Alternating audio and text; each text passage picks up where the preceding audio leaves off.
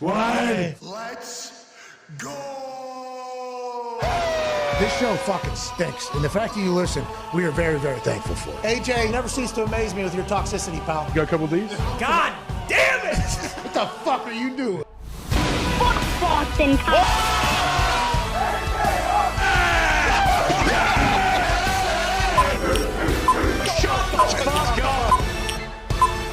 Hello, beautiful people.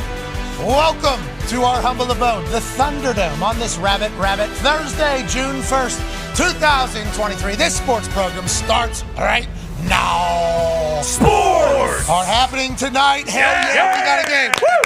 The NBA Finals kicks off this evening for the first time in 20 years before 9 p.m. Eastern Standard Time in Denver as the Joker and Jamal Murray take on Himmy Buckets, Himmy Butler, and Spoelstra in the Miami Heat. This is going to be a great game, great series, or blowout. That is how everybody's kind of talking about it. 9-point spread for game one. Obviously, the travel is something that you're going to have to keep an eye on here because as the internet told us yesterday in a lot of great memes, the height above, the altitude above sea level in Miami, toxic table at Ty Schmidt, 6 feet or something. Yeah, right at. Yeah, almost 0. Mm-hmm. Can't have graves on the ground. Yeah, can't come. It's hard to breathe Yeah, there. mausoleums. It's hard to breathe. It's hard to breathe. The ocean is still the air there. Yes. You know what I mean? Like exactly. the ocean is still the air, 6 feet above sea level. Yeah. You're fucking at it. You know what I mean? Yeah, exactly. You're at it. Some of us are standing like 12'3". You know what I mean? Mm-hmm. Right. Above sea level. Yeah. So others on not. cowboy boots. You know what I mean? Others are not potentially doing 5'8", that. rap sheet. Yeah, right. 5'6", 5'8" generous. Oh, jeez. Didn't need any of that. Jeez. Anyways, Joker Joker standing at 12 foot. Exactly. No, I'm sorry. 12 foot 10. 12 foot 10 above sea. Above sea level. 12 foot 10 is where Joker is at, above sea level in Miami. Might be 13 too. Then, you think? Is he 7 foot? I believe he's like 7'1". Holy shit. Yeah. This dude is 13 feet, Yeah. 1 inch or 2 inches above sea level in Miami. They play in Denver. He is 5,287 feet. Yes. Oh, 6'11". All right, correct. You are killing it with God height damn it. away. We had so many math things. Actually, going on. while I said it, I was like, oh boy. But just think about how high Joker's head is. So high. Away from the sea whenever he's in Denver. And then when he's in Miami, it's vastly different, as is the air. Will that play an effect? Yes. That obviously affected LeBron a little bit. It felt like on his shots, everything was going far. You know why? Because as a person that had to move an object in that thin air in Denver, I absolutely loved it because the ball went further. Is that a part of it? Is the conditioning a part of it? Especially after a Game 7 run, play-in run, everything that Miami has had to go through. Will Denver also be a little bit of an X factor as it is kind of tossed in their face as soon as you arrive? In the Denver Broncos Stadium, which is called Empower Field, maybe? Boom. At Mile High. Great atmosphere. Yeah. Great atmosphere. Hard to breathe. As you're walking out there, it says, welcome to 5,280 feet. It's a poster as you're there because you've obviously heard about the oxygen level and can you breathe and everything like that. So they're just trying to remind you, a little mental fuckery. I actually appreciate it. Some people that don't believe in it. 14-year NFL vet, Adam Pac-Man Jones, obviously played over there and has played against them over there. Your thoughts are it definitely affects you as a person that had to run the entire fucking game. Definitely affects you. We had Geno Atkins was one of the best defensive linemen I ever seen. He tried to play there 1 year, almost passed out and died. Every time we went to Denver, he did not even play. Damn. That's how bad it was. He didn't play? He didn't even play. He played one time. Yeah, what was it? Atone Diggs, one half of the hammer. Dahn. Cowboys. Ryan Clark's with Pittsburgh, right? What was that? He was with Pittsburgh. Yeah, right? yeah. When Ryan Clark was playing for Pittsburgh, didn't play in the Denver game. Couldn't. He did one time and almost died. Yeah. And then he wanted to again. He had like 10 doctors walk into Tomlin's office and talk to Tomlin and say he can do it. And Tomlin said, "Fuck no, you're not doing it." Yeah. Because of what happened previously. Yeah, if you were my son, you're not allowed to do it. So yeah, the altitude fucks with you. Well, he has sickle cell disease. That's what it was. Right? Mm-hmm. Yeah, he has like an actual. It wasn't just it screwed with him. Like he could have died playing there. That's a crazy thing to think about that being an advantage for an NBA final. Seriously. Oh, yeah. But it is. Yeah. Which I think adds even more to the story about like how it feels like all of Denver is around this Nuggets team. Oh, yeah. And obviously they've had success, two-time MVP, but the rest of the world, we don't fucking know, dude. We talked to Charles Barkley, and Charles Barkley said, well, anytime you got a West Coast team on the air, it's going to be LeBron James. And if it's not LeBron James, it's going to be Steph Curry. Exactly. And if it's not Steph Curry, it's going to be Kawhi Leonard and Paul George or whatever. Like, that's just kind of how the framing of the late night games for the Eastern Standard Time Zone kind of goes. So we don't get to see the Nuggets until it's playoff time, which is why the playoffs are so important in every sport. It's mostly when a lot of people are going to be watching you. That's where the superstars become superstars, is whenever they're in prime time every single night or every other night in those types of sports. But like the thought that we get to watch this team potentially win a championship here, with the city being involved, a part of it. And I know Peyton's going to be so fucking. Oh, he's going to be there. Oh, yeah. You know, he was clapping. He was like, these boys, the job ain't done yet. That's right. Everybody's like, why is he so mad? He must have lost a bet. And I'm like, well, maybe, but also, like, we're not done yet. Yeah, eyes on the prize still. Yeah, Four what are we more talking- games. What are we celebrating here? That's actually how Peyton was in real life whenever it came to football. We'd drink a couple beers to celebrate, for sure, but there was never really a celebration until, hey, we do the ultimate thing. And I got to see the ultimate, losing in the Super Bowl. Worst thing of all time. But it is a fascinating thing that we might be watching something very special here with this Denver Nuggets team. Yeah. And I'm incredibly happy for them, a team that most of us just got introduced for. And then if Miami is able to go on this run, the more and more I learn about Himmy Buckets, dude, the more and more I love this guy. I know the Miami Heat are a team that he has kind of taken in as his own whenever the previous place said that Tobias Harris was worth more than Jimmy Butler. Yeah, he already had a big contract. And they're like, we'll just hang on to him. And there's actually footage of Himmy Buckets, founder of Big Face Coffee, walking into a locker room saying, Tobias Harris over me, huh? And then into the thing. Yep. Knowing a camera's on. It's like just a reminder. He's one of these because potentially the internet says, Yes. Yeah. you know, Big chip. the internet says big chip shoulder DNA kind of going. Right. If they're able to win, what an incredible fucking story. A playing game and another playing game, and being able to come together at the right time and be a team. And it's like both of these teams, I kind of think represent what we haven't been told about the NBA. You know? Yeah. And us casuals and noobs, every time we see a superstar go to a new team, we're like, oh, that team's going. I actually said it every single fucking time. KD this year. Boom. Suns are going. Our team. Yep. That's our team. Yeah, they're going to win. What are we even talking about? They got Devin Booker, too. This guy moves at like 2 miles an hour on the court somehow. He's better than everybody. He makes every single shot. And Chris Paul, the fucking floor general, is out there. Come on. They're definitely going to win. And then they're out. Yeah. LeBron, they're not going to lose, right? They won't have LeBron lose. He's always in the finals. Literally always in the fucking finals. The GOAT. They're not going to have him lose. He's out there. You start thinking about what happened with the Nets. And you start thinking about what happened with the Clippers. You start thinking about these teams that have kind of mounted a couple superstars, and we all got very stupid and said, this team's going to fucking win it all. And maybe bet pretty heavily. Sure. Made some massive mistakes in the gambling game. Well, smart move in the moment. Betting on champions, in which I thought were going to be champions, and what we're learning is champions in a team sport is the team. Exactly.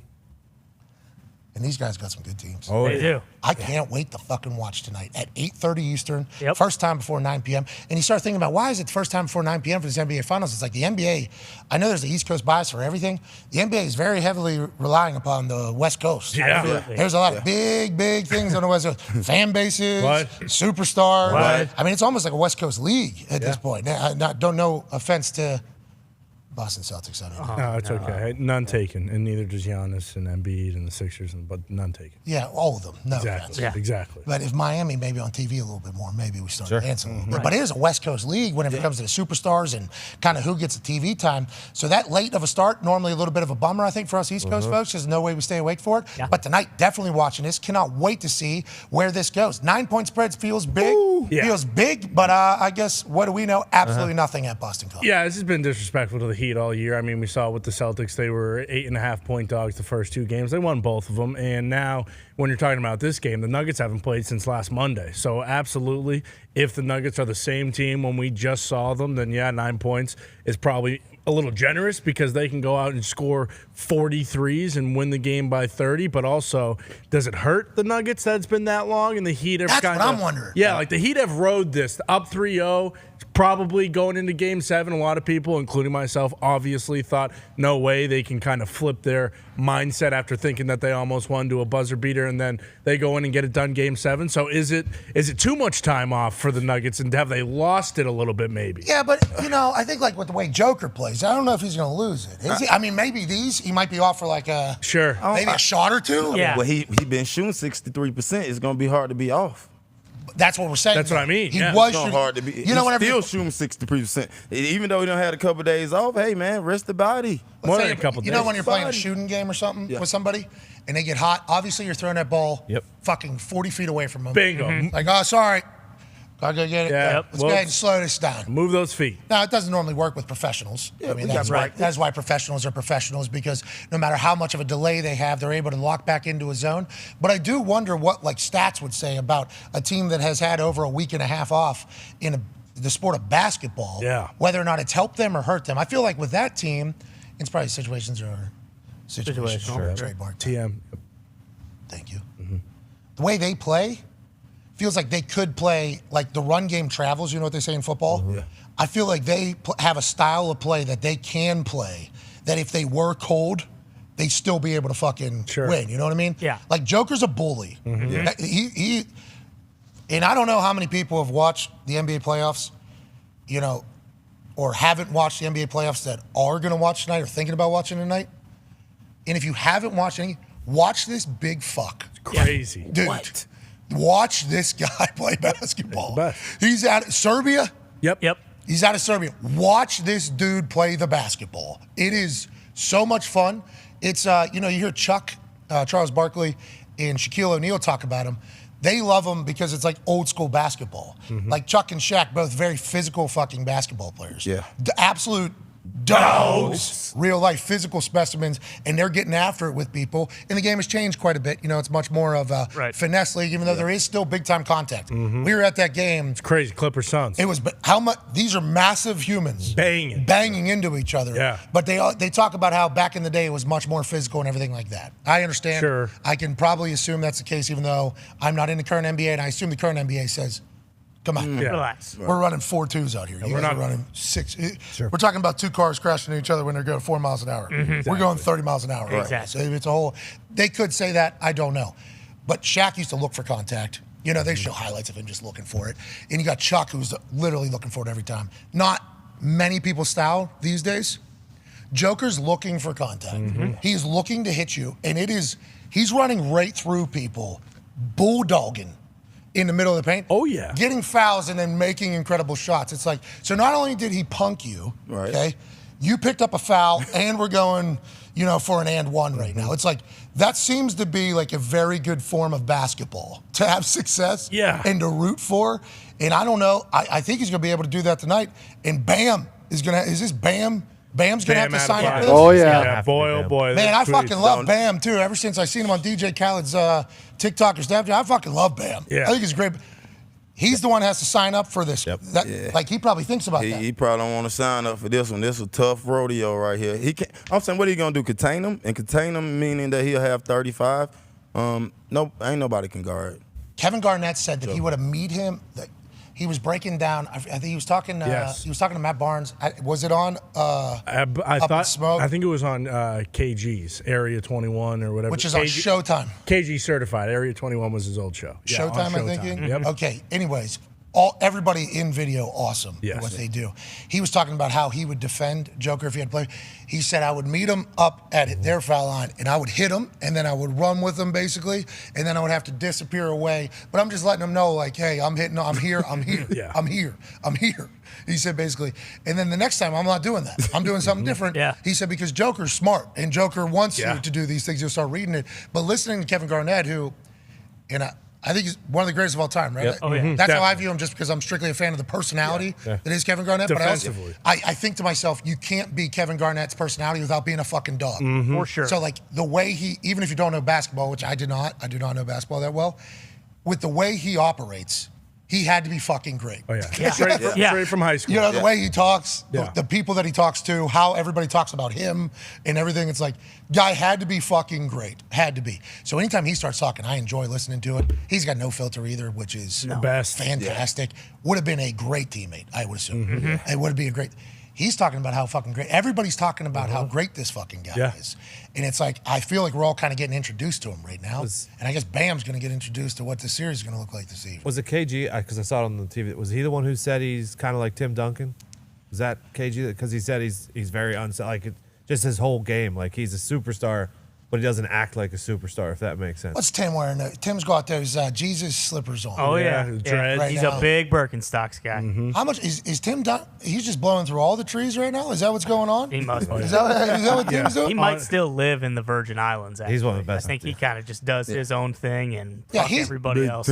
He's hell yeah, shout out, dude. You're still the guy that anytime somebody shoots a bank shot, they should Yeah, say, Duncan. I'm Tim Duncan. It's like he took advantage, obviously, of math, obviously a brilliant human being. Yeah. But he popped into my timeline the other day, and I'm like, What the hell? shout out Tim Duncan. Yeah. Fundamental. He's yeah. going, Shout out. going to San Antonio. Shout out him going to live. But then I think Shaq and Chuck were like, well, yeah, he plays like Shaq. You know what I mean? Like, Those are two. so if you're Shaq and Tim Duncan, that's a comparison. Your Pandora station's fucking real good. Real good. You know what I mean? Good That's combo. that's a wild thing. I wanted to ask you athletes about an angle for gambling tonight, potentially. You ask Pac-Man Jones. Well, I'll ask both of you. Rust I'll have an opinion. My name's on the show. versus elevation. Is there a chance maybe we take the Heat in the first quarter because of potential rust for Denver, and then we take Denver full game because that elevation it's gonna wear the Heat down over the game as the game goes on? Pac, let's make some money, baby. I like that. I like the you angle? because obviously they'll begin with probably 3 points in the first Good quarter. question, at least Probably probably. +3. Yeah, I would probably go with Heat first quarter. So interesting thing here, though, and I'm just going to be, Yeah, let's do it. for the sake of us going to ESPN, gotta make sure we have another side, even if I don't believe it. I got a chance to talk to Jimmy Traina. That was a cool conversation. Dove into most of the negotiation part and everything like that. It was cool. But it was, since we are going to ESPN, for the sake of debate, I could argue that will they be adjusted ball in hoop distance altitude in 2 days, right? Because they had the flight out from Boston to Denver immediately following Game 7. Yep. Remember, that was booked beforehand. No right. big deal. Yeah, They knew what they were doing. Didn't have to do that, Yep. just in case. Yeah. But the internet's reaction to that was that they knew. Everything that.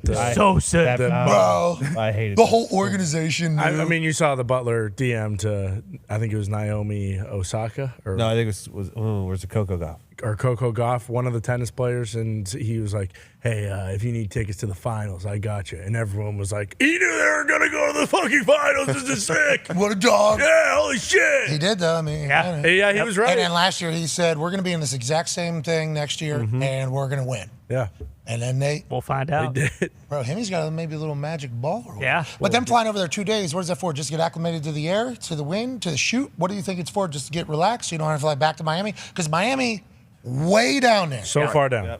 Miami's real far. Yeah. Flights to Miami, anytime you get on a plane to Miami, you go, I can't wait to get to Miami. It's going to be so hot, so warm. It's going to be cool.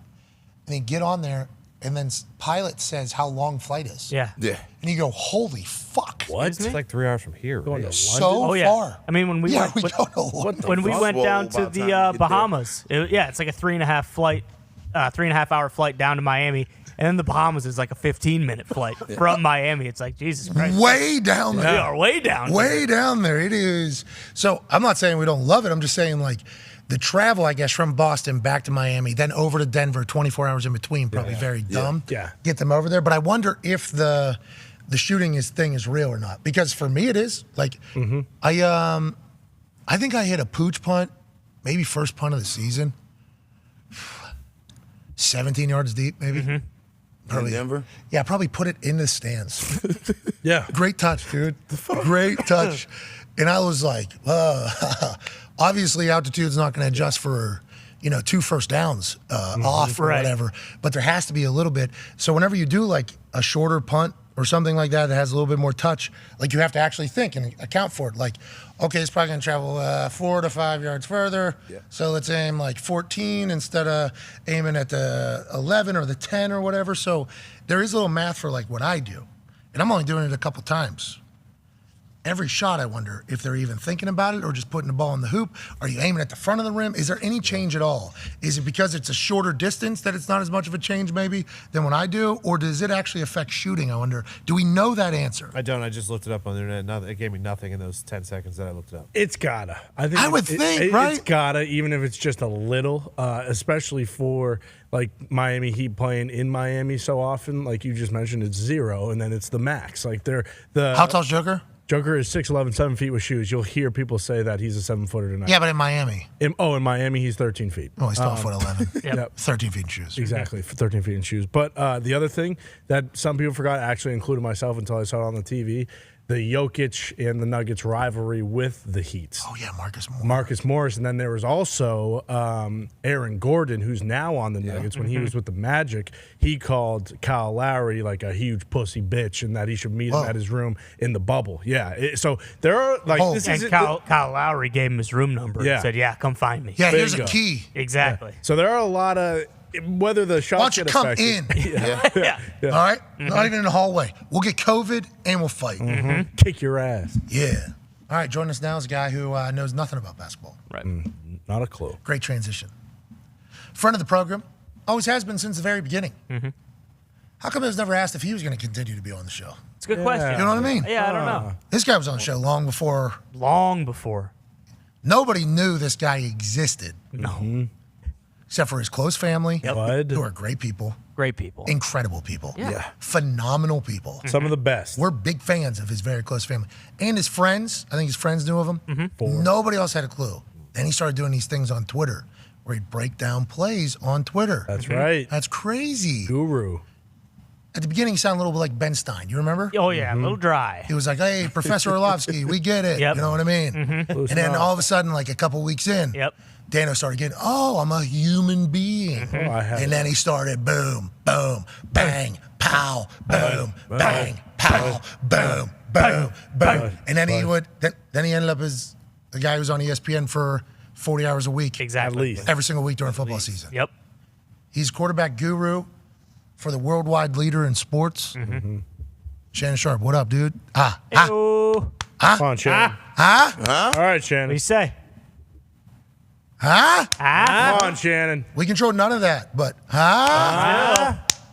ladies and gentlemen, Dan Orlovsky. What's up, dude? What up, man? What's going on? What is that? Is that a Maryland lax tarp you got on there, Paul? Yeah. We're in the lax community. I don't know if you know that. I saw you. I saw you had the Kavanaugh brothers on. Yeah, Chris was on. I really appreciated Chris's appearance. You know what I mean? Yep. The shiner on his face. He took a massive shot. I got to see the shot after. What's that? Maniacs. Yeah. Absolute. Did you see the shot he took? That I don't know if that's what caused the thing or not.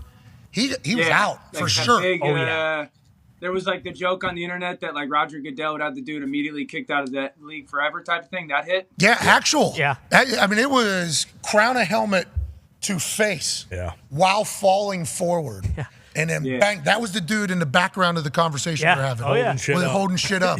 With his, that's unbelievable. The older brother, Matt Kavanaugh, as you know, started the Notre Dame Kavanaugh lacrosse legacy years back. Lost in the overtime of the national championship to Duke, who had a absolute ripper off of the face-off. Right. Yeah, for sure. Absolute ripper in that particular game. He sent me that video, actually. So I'm basically a Kavanaugh brother now. So if you have any lacrosse questions, you can direct them to me, okay? You fit in perfectly. To that world. Bunch of maniacs. So that's interesting because I did judge that world to Kavanaugh's face. I said, because we're not saying anything offensive here. No. It fits. You would be in the lacrosse community. I think everybody would say that. Yes. Hey, the guy that's never put salt on any of his food. Right. The guy who likes breast milk. The guy every night. The guy who bingo, all that stuff. Right. Like the guy who does all these things probably in the lacrosse community while wearing khakis, which, lo and behold, you do own, I do believe, a few pairs of khakis. So you would be in the lacrosse community in my eyes. Pair. What's that? One pair of khakis. One pair. One pair more. Do you wear them like with that new colored shirt you got, like tucked in? Yeah, super serious. Hey, you do look good in those. You look good in those photos, bud. You're a model now. But Connor, when I take that picture, I can't smile. I look like a bigger dork than I already do. So like I tried to do so Zoolander, bro. Oh yeah. See that. Look at you with the drop top down, so your hair came blow. You got the new athletic collar, bro. I mean. Look how good! Look at you, dude. People are like, "Look at this DILF." You know what I mean? Oh yeah. No seatbelt though. Straight into the DILF community, bro. I don't know. Are you a model now? I should be. My gray hair looks good, and I'm no seatbelt. Nope, no seatbelt on that moment because I was stuck in traffic. I don't wear a seatbelt that much anyway, and I should. I know. But... Yeah, me too. We know. Everybody else should. We should. Everybody should. I look good. I look great. Nice. All right. So, how much more of this are you going to do? Are you going to start modeling for real? Or are we doing? Like photo shoots and stuff? Are we designing our own clothes? Ooh. We got a Dano line. Oh my God! We got a Dano line coming. Let's go. I'll do as much as people will pay me to do. I don't know. Sell out. Sell out. Wow. Sell out. Sell out. All right, let's dive in. By the way, I haven't been on your show. I'm very excited. I know I saw you in person. Had some great stories, but very excited for you to be joining ESPN. Teammates again. What'd you say? I said I think you'd be a good addition. Well, we hope so too. And thank you, Dano. Congratulations. We're lucky to be joining your team. We're lucky to be joining your team. Again. You did try to steal the pop with the tweet. A little bit. Didn't he? Little bit. Yeah, a little bit. He did. So what did you got the script of the Upfront? You saw my name on there? And then you were like, No. I just had caught word of it from certain people and whatnot. So Whoa. I knew that night, the night before or something, or maybe that morning. I actually texted you. You ignored my text because Upfronts were happening in New York City. I was like, "Are you in New York?" And you purposely ignored it to make sure that I didn't put two and two together. Bingo. Yeah. You're snooping around. Okay, heard you snooping around. Felt you snooping around. And wanted to keep it tight. I think we wanted to keep it tight or whatever because we're very excited for it. And then you put that tweet out, and I'm like, well, Dano knows. I just purposefully tried not to let him know. And he's been snooping around about it. So if Dan knows, how many people know? And then, like, a couple minutes later, Marshawn, boom, New York Post. I mean, hasn't it been known for like a month, though? Like, hasn't it been known or at least rumored for a while? So maybe publicly it was, but behind the scenes, it was not like that. I don't think I think anybody knew. Yeah, it was. Everybody was. There was a lot of dart throwing, you know what I mean? A lot of that, which we're kind of learning about right now. Like, what we're getting paid, obviously, is a part of the sports media business conversation because whoever's contract is next and everything like that. And our last deal with FanDuel, I think if you start looking at some contracts that happened after that, I think people might be able to recognize some trends and traits after that whole thing. But, like, what the money is, I guess matters. You know what I mean? I guess it matters publicly or whatever. They have not been anywhere near right. Two times. A buddy of mine, I think there was a report yesterday, right? About, whatever. And I had a buddy of mine text me, said, wow, McAfee took a huge pay cut. And I just responded back to him saying, I don't know what he's getting paid, but I just know he's not dumb enough to do that. Okay. Well, Dan, I appreciate you saying that. And I appreciate you appreciating my business acumen a little bit. And I think because I represent myself in all these things, I think a lot of these people, just assume I'm going to get taken advantage of because there's no way they could potentially negotiate the deals that I potentially am able to negotiate because I understand basically, like, I pick it up pretty good. I mean, I'm pretty good at it. I think a lot of people underestimate, if they don't know you, they underestimate how intelligent you are with that stuff just because you're very broad or strong personality, like your strong personality. So, like, I don't think people correlate that with high intelligence business-wise, at least for you. Well, that's You're way smarter than I think people think. Wow. Thank you, Dan. Oh, nice, Dan. That's very nice, you, Dan, as are you. You know what I mean? And let's pivot off it. Those numbers are not right, okay? No. And they were being reported by everybody. Oh yeah. Done deal. Yeah. I was asked if that was the number, and I say interesting. And then I just move on. Okay. And then boom. That becomes the headline. That's the number right there. That becomes the headline of the article. Yeah. The headline. And then it's like that. Nobody confirmed that. Who did somebody confirm? If somebody confirmed that number, they're not working. I hate to break it to them. They are completely out of the loop. And that's probably not good news. Right. I don't love that whole thing. So it's an interesting world, this sports media landscape. And let's start talking about it, actually.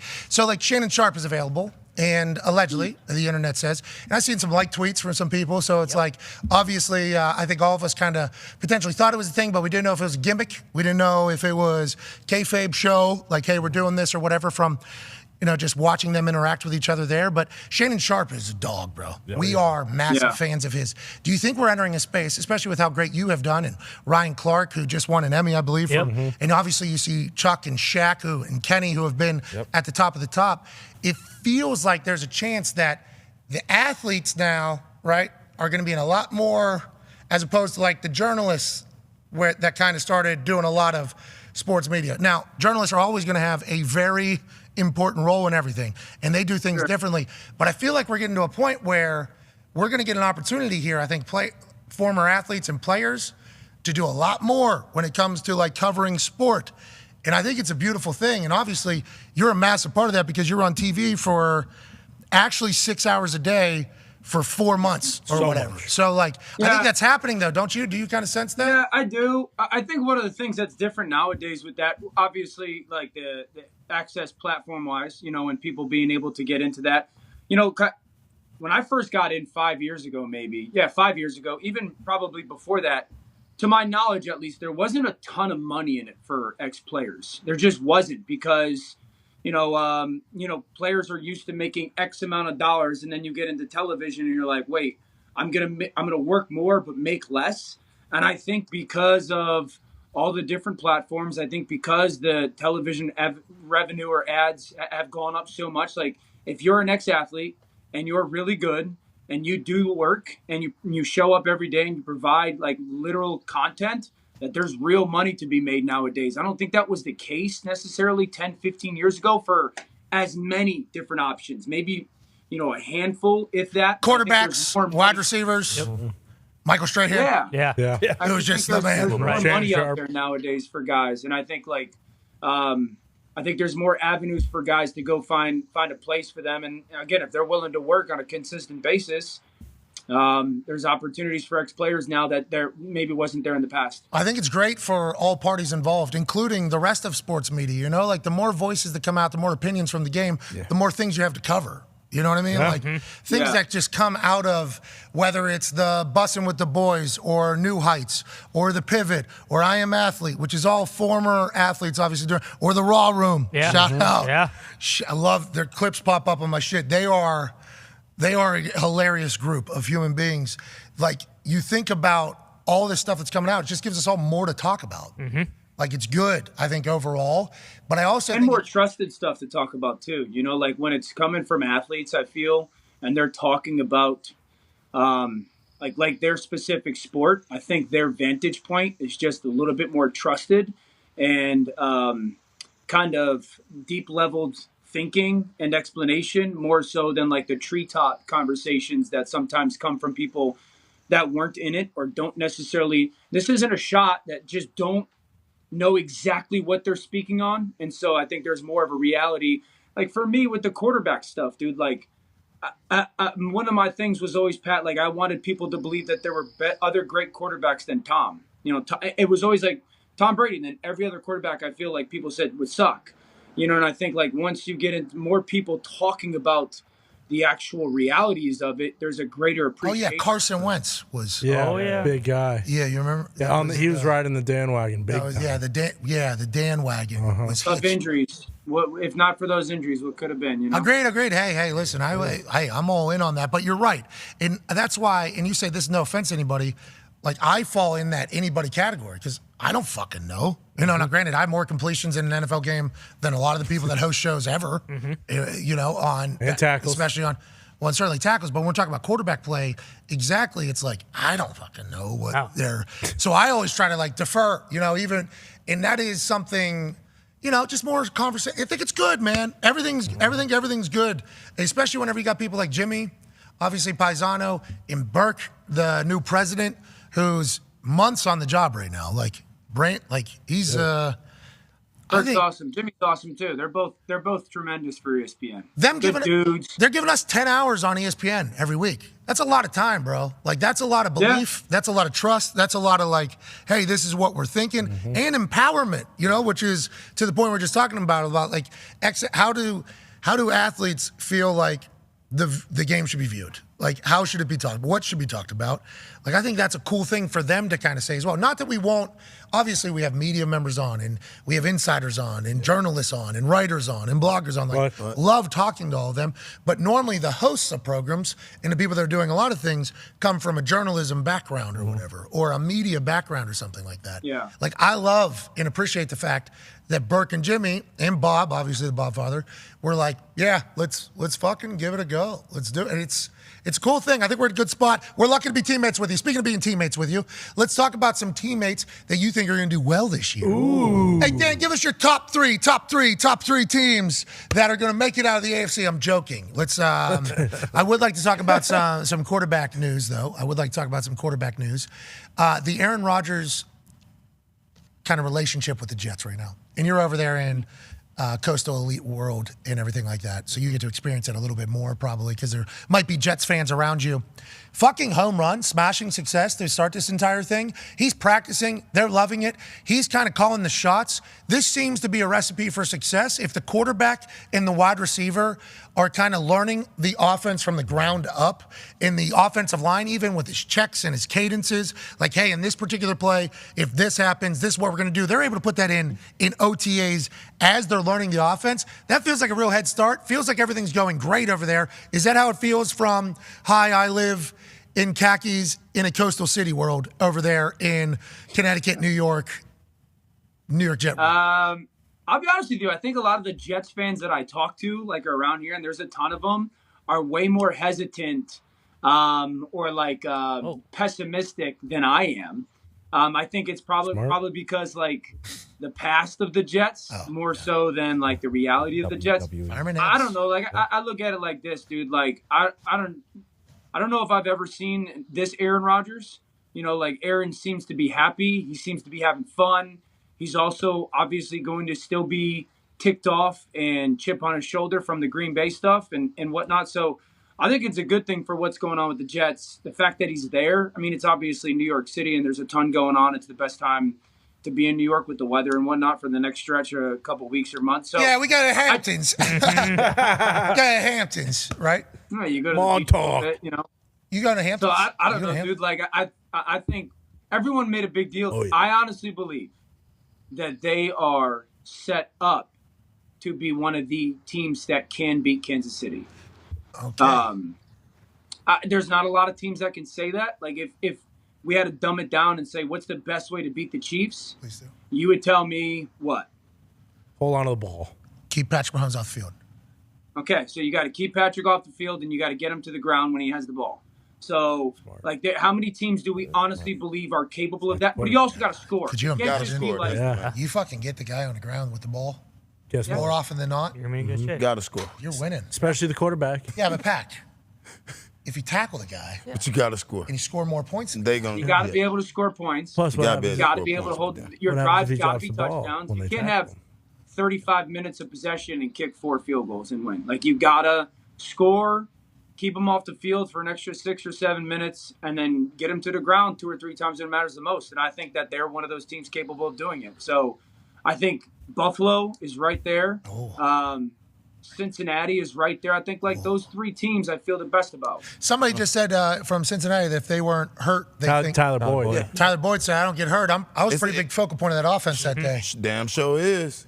Damn sure He's is. right. If he don't get hurt, it's a whole different game. But that is I agree football. with that. You know, That's you talk football. about the NFC side of this whole thing with what happened with the Eagles and the Niners. And I guess that's what I'll ask you about next, the Niners situation. I saw a video, Trey Lance, Sam Darnold, seemingly same 3-quarter throwing motion. Trey Lance hit guy in chest, which I guess isn't happening in Tampa, allegedly. Every video we're seeing coming out of down there. Oh, They're doing routes on air, and air is winning. Yes. That is what Big time. There's a resounding Yes. dub on air in routes on air down in Tampa. Stupid. But in San Francisco, I saw a shot from, and Sam Darnold and Trey Lance were throwing dimes. So Sam Darnold was described. It was, wasn't it? It was like 3-quarter. Did you see it? I have not seen the video, no. But watching you, I can. It's all I need to see. Oh yeah, that's the Shanahan drill. Yeah. So they're running backwards, and then it's like 3-quarter there, right? Yeah. I mean, perfect. I fucking did it exactly. Great throw. Yeah. Sorry It's about upper body torque. it. Okay. Keep your feet flat. need the upper body to make the throw if your feet aren't in a good spot. Kyle Shanahan and the Shanahan family is a big believer that your throwing power and accuracy come from upper body torque rather than having your feet perfectly in position. Okay, we don't know who had that video. We appreciate the hell out of them for it, and we just pulled it up out of nowhere. Didn't know we were going to talk about this. They look pretty similar. Trey Lance throws a good ball. We didn't see enough, right, out of Trey Lance. I mean, like, first game against Chicago, monsoon. Pouring rain. Monsoon, bro. Yeah. We get it, they lost. Most rain of all time. I mean, you guys were trying to lose the number 1 overall pick there early. When you're talking about getting a chance to judge a quarterback, that game ain't it. Impossible. No. So then there was another game where there was a couple like stop routes and outs and he was way off. And it was like, okay, but he's a young quarterback still. Who knows if he's like regretting his throw too midway and it's kind of going off. He might be second guessing himself. You can't judge him. Then he gets hurt like relatively quickly after that. Yep. He's gone. Purdy party comes in, and that thing's pretty good for all parties, and they end up going, I guess he came in after. Jimmy played for. Jimmy, sorry. Then he got hurt. But the Purdy party, when the Purdy party kind of entered the whole process, it's like, this is our guy going forward. Now they're kind of getting forced to use and see Trey Lance.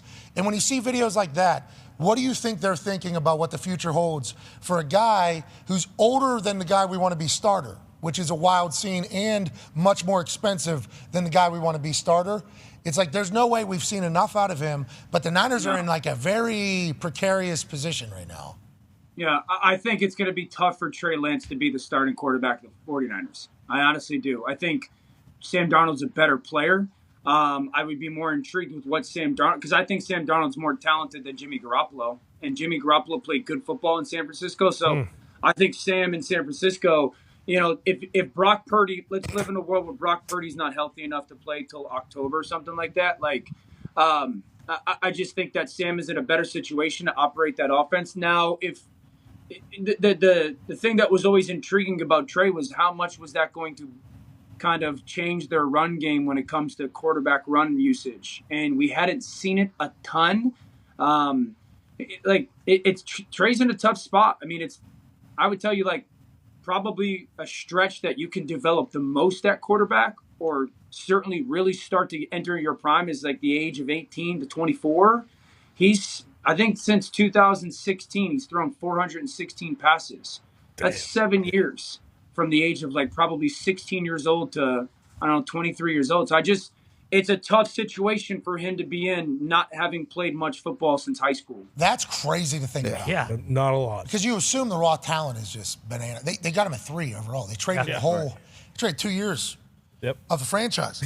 But don't forget, that was that draft pick too, that there was like a lot of conversation that the initial move up was for Mac Jones, and then one person wanted Mac, one person wanted Trey Lance, and it was like organizational split. At least that's what the kind of rumors were. Okay, cool. Anyways, 3rd overall pick, Trey Lance. So it's like that would be a wild, especially if it did have organizational split and it kind of tore him apart, to never see. That's a crazy thing. That's like the Jordan Love thing with Aaron Rodgers, you know? Like they have to see if Jordan Love is a guy for all the shit that it seemingly either broke the camel's back or was the shit that kind of started it all with the franchise as a whole, with a 2-time MVP run and a quarterback that is obviously going to be on a Mount Rushmore of NFL quarterbacks on his way out. It's like now Jordan Love and Gunther Kuntz's team, this is it. This is why. And they went up in the first round for him. They traded up for him. Just like Trey Lance, though. That's what I'm saying. Like, at some point, they're going to have to see. Have to. You would think with that big of a decision, with that much drama surrounding it and everything, you would have to at least find out, like, were we right? Like, any good? Or check. That's a tough situation, I think. Don't you think it's tough, though? Like, San if you're Fran San trying to win Francisco right and knowing now. you're I know. They like, hey, look, we got a team that can win right now, and we Sorry gave you a little chance, but like we're trying to win right fucking now. I know we're trying to develop you. You're gonna be getting developed, but we need somebody that can win right now. Because if you look at their roster, they got a great team on the defense, and they got all the keys on the offense. If they can get somebody that can just control the game, they have a great chance of winning it right now. This dude said Sam Darnold's better than Jimmy G. That's crazy. Where you get that from? You said like former players have a little bit more legitimacy when they say things. What was that? I said more talented. So like Jamarcus Russell, Yeah. He's more talented. He threw a football. Yeah, all the talent. So much better than everybody. So he had like the talent. Yeah, more talent than Brady. What did he have 26s on his? I forget. I see his Escalade rolling into a high school stadium, I think, with rocks, and then he gets out of it. I think he's in flip flops, and then he does an interview, and I think that was where I learned of him doing the from a knee throw through the whole thing. Yep. And but he, like you would, he's talented. Is that what we're talking about? I think Sam is still very talented. Yeah, for sure. But that's the type of talent we're talking about. Like he can throw the ball everywhere, just like the big talent in the NFL is your brain. Yeah, and I think Sam is really smart. Like, no quarterback. I don't know if there's an easier place to play. Smart human. I'm talking football, please. Right. My eyes I just gave. I'm talking football here. Of course. Winning football, decision-making football. The ball matters. This is our team. This is our entire thing. Sam, you think Sam better than Jimmy? I think he's more talented than Jimmy Garoppolo, and I don't think that there's a lot of places in the NFL that make it easier for quarterbacks to play than San Francisco. You're right. If we're going to sit there and go like operate and make the right decisions, this and that, that's not necessarily a Jimmy Garoppolo strength. I mean, Jimmy was a good player that at times would make that crucial mistake and or boneheaded interception that you would kind of bank on happening. Sam Darnold has never been in a place like San Francisco. Now, again, you could say that about a lot of quarterbacks, but when it comes to like athleticism and ability to make any throw at any moment. Hey, you're saying Sam's going to be a guy here, huh? I think if Sam Darnold is the starting quarterback for the 49ers, and let's say Purdy's like, because if everybody's healthy, I think Brock Purdy has earned that job. But if for some reason he's not for, a couple weeks into the season, I think Sam Darnold honestly could have a Geno Smith type of season. Holy hell, let's go, Sam. That guy from San Francisco said he's the best thrower the 49ers have ever had. Matt Maiocco. I shook the hand of the man that threw footballs the best for that fucking 49ers team. Maiocco. His name was Joe Montana. Yeah, you did. He's a Western Pennsylvania. His handshake was firm and tight. But when you're talking about Sam Darnold, I guess this would be a great story. This would be a great story if Sam Darnold goes on to have success here. Because, man, 2 times it's been like, bad. Why are we wasting our time on this guy? Yeah. Why is this a thing? A lot of people saying that. If he comes in and dominates, I guess Geno Smith, you're right. Like similar, boom, boom, boom, been around. He's backup. So in a lot of those places, as he was kind of, I assume, becoming the quarterback that he displayed last year, he wasn't really in the forefront.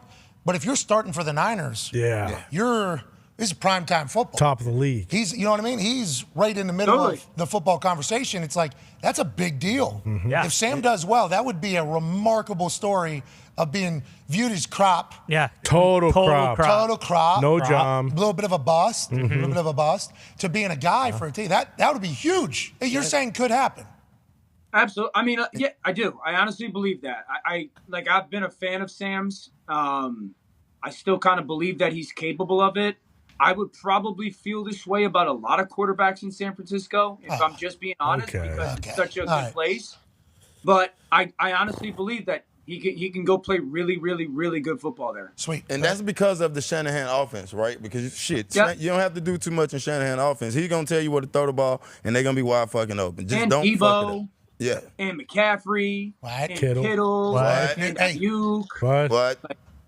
Buy those chubbies. Buy those chubbies. Right. Kittle was naked on the internet to sell these shorts. Let's buy them. Yeah. Okay, that was full commitment. They're going to be good. That was full commitment for George Kittle. He looked good too, by the way. Good for him.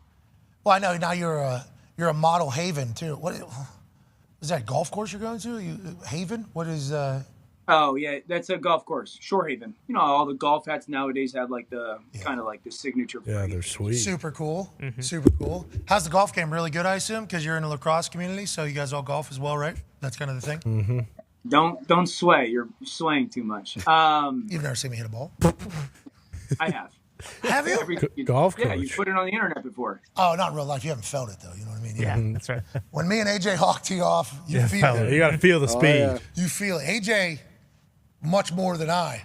But we're swinging hard out there, pal. And if we make contact, good night. AJ hits that fucker 360, 370. Longest drive ever. No shit. That is real deal. No way. Real deal. He hits so far. And it goes like this, dude, Dan. It's Does he swing like he's got a ton of muscle? Like, Yes. So hard. Yeah, he So falls, hard. He falls out of his. He actually falls out of his shoes, and the ball just. It's like a jet. I'm watching Dagger 1, Exactly. Dagger 2, Dagger 3, Dagger 4 take off from the carrier, dude. Legit. It just goes so high, so straight. Like there's a batch of trees. I don't know, probably 280 yards away or something like that. It's like, yeah, who gives a fuck? What do we even? Now go over. We're going, boom, gone. Dude, we made a bet. Very big there's one. no way that ball goes straight. Bingo. Yeah. And you would think at some point over 3 days, right? That ball's spraying. That ball's gone at some point. Like, can't do that every foot. Cannot No do that. chance. No. Every fucking time, Dano. I'm telling you, it was one of the most impressive things. Boom, And you gone. know who I am, dude? That's I'm gone. the loser that stands over his ball for 97 seconds and tries to make everything perfect, and He's then missed. I hit the ball 12 yards to the right. Oh, so everybody at that Haven place hates playing golf with you. Yeah. I'm not a member here. This is, Yeah, so even more so. Like this guy. Who do you think he is? Fuck, Orlovsky's here. I just ride coattails. I just ride coattails to try to get on golf. So you ride coattails. You have to go play with a member. Member has to take time out of their day to have you on there. Yep. And then Dano is clearing the path. Hey, excuse me. I'm who's that guy at the Masters that was holding Patrick Cantlay. I'm Patrick Cantley. I need to do this. Cantlay. And then you're duffing it too. Mad Dog's a member here. Mad Dog's a member here, but Mad Dog hasn't taken me. I'm not like important enough for Mad Dog. How's your relationship with Mad Dog? You bark at him? We Mad Dog's the man. He doesn't like it. What'd you say? Mad Dog's the man. I would never JJ Redick him and say that he's the absolute worst, but he's the man. That was awesome. JJ's really come in there. Yeah. JJ's really mixed it up a little bit. Yeah, JJ is he has no filter to say anything. Yeah, he goes out there. Yeah. He's like- He's almost started a race war up there. That's right, he did. That was great.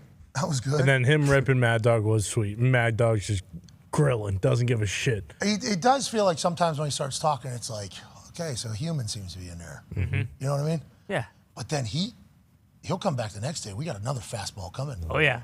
And another one. Yeah. Oh yeah. What? And then we remember the story he told us about going home to his girlfriend's house in like Montana or Iowa or something like that.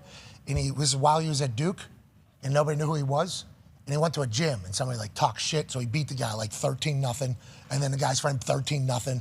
Like another one 13. Boom, boom, boom, boom, boom. He's like one of the most competitive humans. I guess he's a wild, competitively, genetically freak. I guess whenever you talk about that type of drive. Oh yeah. So he goes in there like, I'm trying to win. I need to win. I need to win. So I'm wondering, like, what all is just like, no, fuck you. Yeah, You know a what I lot mean? of that. Just to kind of win the argument. And I respect it. There's another player getting some time. Yeah. Let's go, There's dude. a lot of basketball. Basketball. Getting time on See their there, yeah. faces. That's because they're so damn famous. Anyways, back to football. Go ahead, Connor. Yeah, Orlovsky, is there any thought that any of these younger quarterbacks are going to take a massive step or come into the league and be good right away? Like you mentioned, Lance and Jordan Love, but like Ritter in Atlanta, Kenny in Pittsburgh, maybe even one of these rookies, CJ Stroud or Bryce Young. Should we expect anything big from them this year, or is there still time where they need maybe another year, maybe even two, to really make another step and be a great quarterback in the NFL? Yeah, I would think the two guys that I would say have the chance to kind of make some noise bigger than maybe expected would be Anthony in Indy and then Desmond in Atlanta. Basically because those two guys are in situations where their athleticism and their legs will be utilized a decent amount. Like I think in Atlanta, I've said this, I think Atlanta's going to try to replicate what Philly did last year with Jalen. And if you look at Atlanta, it's them, it's Desmond, it's Bijan, it's Cordero Patterson, and then it's Kyle Pitts. And if you're Arthur Smith, their head coach, it's like, how many different touches can those four guys get? I don't care how they get touches. And when I say touches for Desmond, I would say, 5, 6, maybe 8 designed quarterback runs. So I think the zone read will be a little bit more prevalent in their offense. So I think Artie's got good designs. AQ Shipley loves the way Artie runs the ball and sets up. Arthur Smith is ridiculous when it comes to run game. Top. He's right there with Shanahan when it comes to run game design stuff. That's kind of what AQ was saying. Yeah. Right? That's kind of what AQ was saying And then- last year. They just weren't winning. So I think Desmond could surprise some people. I think like the big part of that would be Drake London, the first round pick out of SC that they took at the wide receiver. He's got to hurt defenses. So like if that's the way they play ball, which is how I expect, and Drake stays healthy and there's that one-on-one connection, I think Desmond could have a lot more success than people think. And then I'll continue to bang the drum for Anthony. I just think he's going to be significantly better than kind of a lot of the narrative around. The quarterback run that Steichen kind of deployed for Jalen last year. I think the size on the perimeter with Pierce and Pittman and the Mo Alley Cox at tight end. Just there's not going to be Josh Downs. You put a tweet out that said, who has the least amount of weapons in the AFC? You said like Tennessee, Houston, Indy, question mark. Ooh. So I'm just telling you the tweet I read. You said it. Yeah, but like, sorry, Tennessee, because, Houston, but I don't think Indy's skill group is going to have to beat double coverage consistently or that often. They're going to see one-on-one pretty consistently. I think that it's going to be like A.J. Brown last year for Philly was, if you just watched it, you would go, he's killing people on in-breakers, whether it's an inner slant and go routes. Killing teams. Oh, so D-Hop. So, yeah. Yeah, DeAndre Hopkins. Would be great for us. Mm-hmm. I sent, What? Send out that. I think Indy should be interested in DeAndre Hopkins. Now, I don't know if he would go there. Definitely not. Because it sounds like he wants to go to a bona fide contender. There it is. But yeah. We are. Okay, thank you. Stability. Well, stability in the front office. I like Kenny Pickett. Stability, yeah. Jim I like Irsay's been here since he was 12. True. Here would be what I would say about Kenny. I think that Pittsburgh is quietly really talented on offense. Pickens led the rookies last year, like 15.5 yards per catch. He's real good. I don't know Matt Canada, their offense coordinator, at all. I think he does some good stuff, but like He does not, actually. That's the thing. They say he does not do good stuff. They say he does not do good stuff. It's too gimmicky. It's too gimmicky. It's too like we're gonna try to catch him off guard consistently. I want him to be a little bit more like you could still be creative but also aggressive instead of trying to constantly trick people. He's creative. Speaking of trick people, Pac-Man Jones did that to you one time on a pick six. He has a question for you, Dano. I just can't let y'all get away from this Baker Mayfield thing. What's going on with Tampa? Do they have any quarterback down there that can hit a blind duck, bro? I'm surprised that video looks as bad as it does. Like we've been a blind duck is running right towards the shotgun. Yeah, that's unbelievable. We've all seen routes on air, and we've all had to, I've thrown timing routes, you've defended timing routes, all that stuff. You miss them occasionally, but for them to be missed that consistently was a little bit surprising. Like Tampa's 4 in a row. Spot. Like I think Tampa's in the Caleb Williams sweepstakes. I do. Like those are that's not a terrible throw. That's 2 or 3 inches off that ball. This one's that's a foot off. Those NFL balls are quarterbacks, coming Dan. out of their hands. Dano. But here's the thing. Dano. Dan, I used to play quarterback against the the show, the defense or whatever off of cards. Come on. Huh? Yeah, I'm surprised that they're consistently missing that much. It's air too. Like this is that ball cannot be on the ground. Just throw the ball. And these guys are starting like Trask, I guess, has an opportunity, but Baker has had a lot of success. Number 1 pick. So like, what is going on? Is it a shoulder? Is it miscommunication? Is it routes versus air? They're not run right. You may not like this, but there is just a reality that these are new routes when it comes to that person throwing and catching. Okay. The ball is out of his hands before that receiver's making their cut. And those do take time. They take reps to So we shouldn't panic. We shouldn't panic, you're saying? I don't think it's panic mode. No, it doesn't look great. Okay, when you're throwing those, when you're throwing those for the first day or two, they look a little different than in a couple weeks. No, good. Just like he was with the Rams. Yeah. Just like he was at the beginning with Cleveland. Yeah, he got benched in Carolina.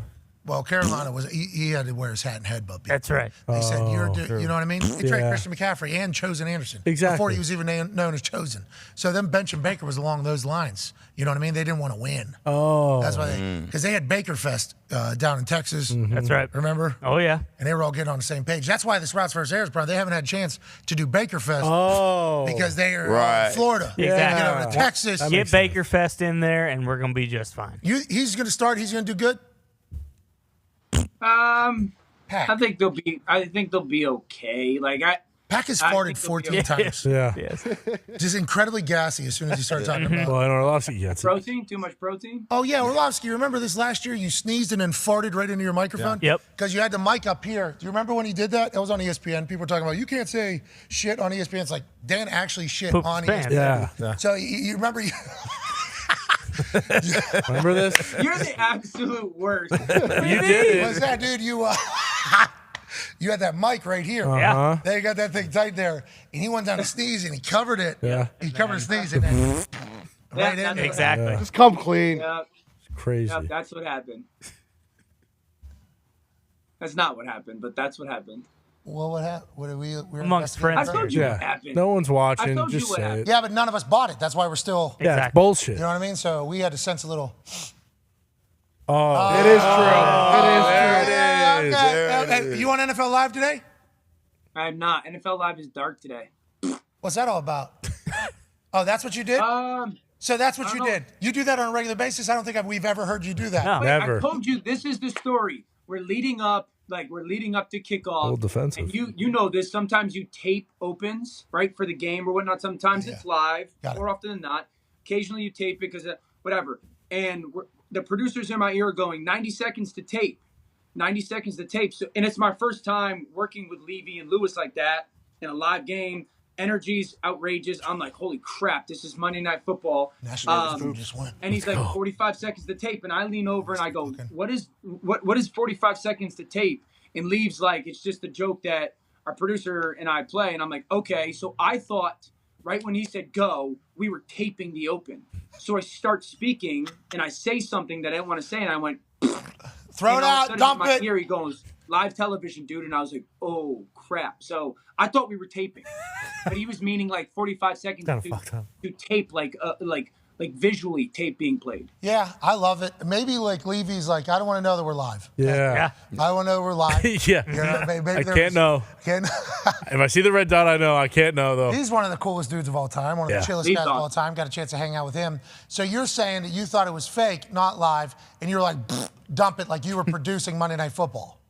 Yeah. You kind of got screwed, Dano. Yeah, they were kind of That's fucking bullshit. with you. That's an interesting thing. Yeah. Yeah. If I would have thought it was, you should hear my rehearsal things that happen. Those are awesome. I'll never forget watching you do the Georgia Tech Open when you like freestyled a rap or something. Yeah, they knew that was going to happen too. Yeah, they knew. All time. Yeah, the rehearsals for a lot of those stuff are awesome.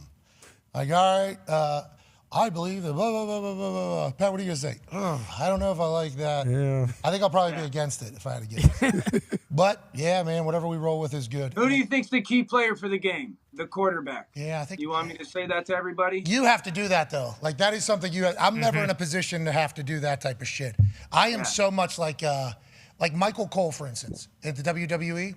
So a lot of those, like, talking head shows that they have, because they have so many cameras and such a big fucking production and so much stuff that has to take place, they like run rehearsals, you know, before like the kickoff shows and everything like that. Yeah.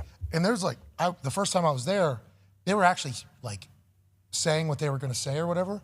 I was like, there's no chance I'm saying what I'm going to say. So Michael Cole was like, hey, we need to know what you're going to say so we can like kind of mimic it or whatever. I was like, Cole, if I say it right now, like can't say, I won't. Changing. It's not going to be the same, and I won't be able to say it live or whatever. He's like, need you to say it. Or like the first time, he was like, need you to say it or whatever. I'm like, okay. So the rehearsal one, I gave a take.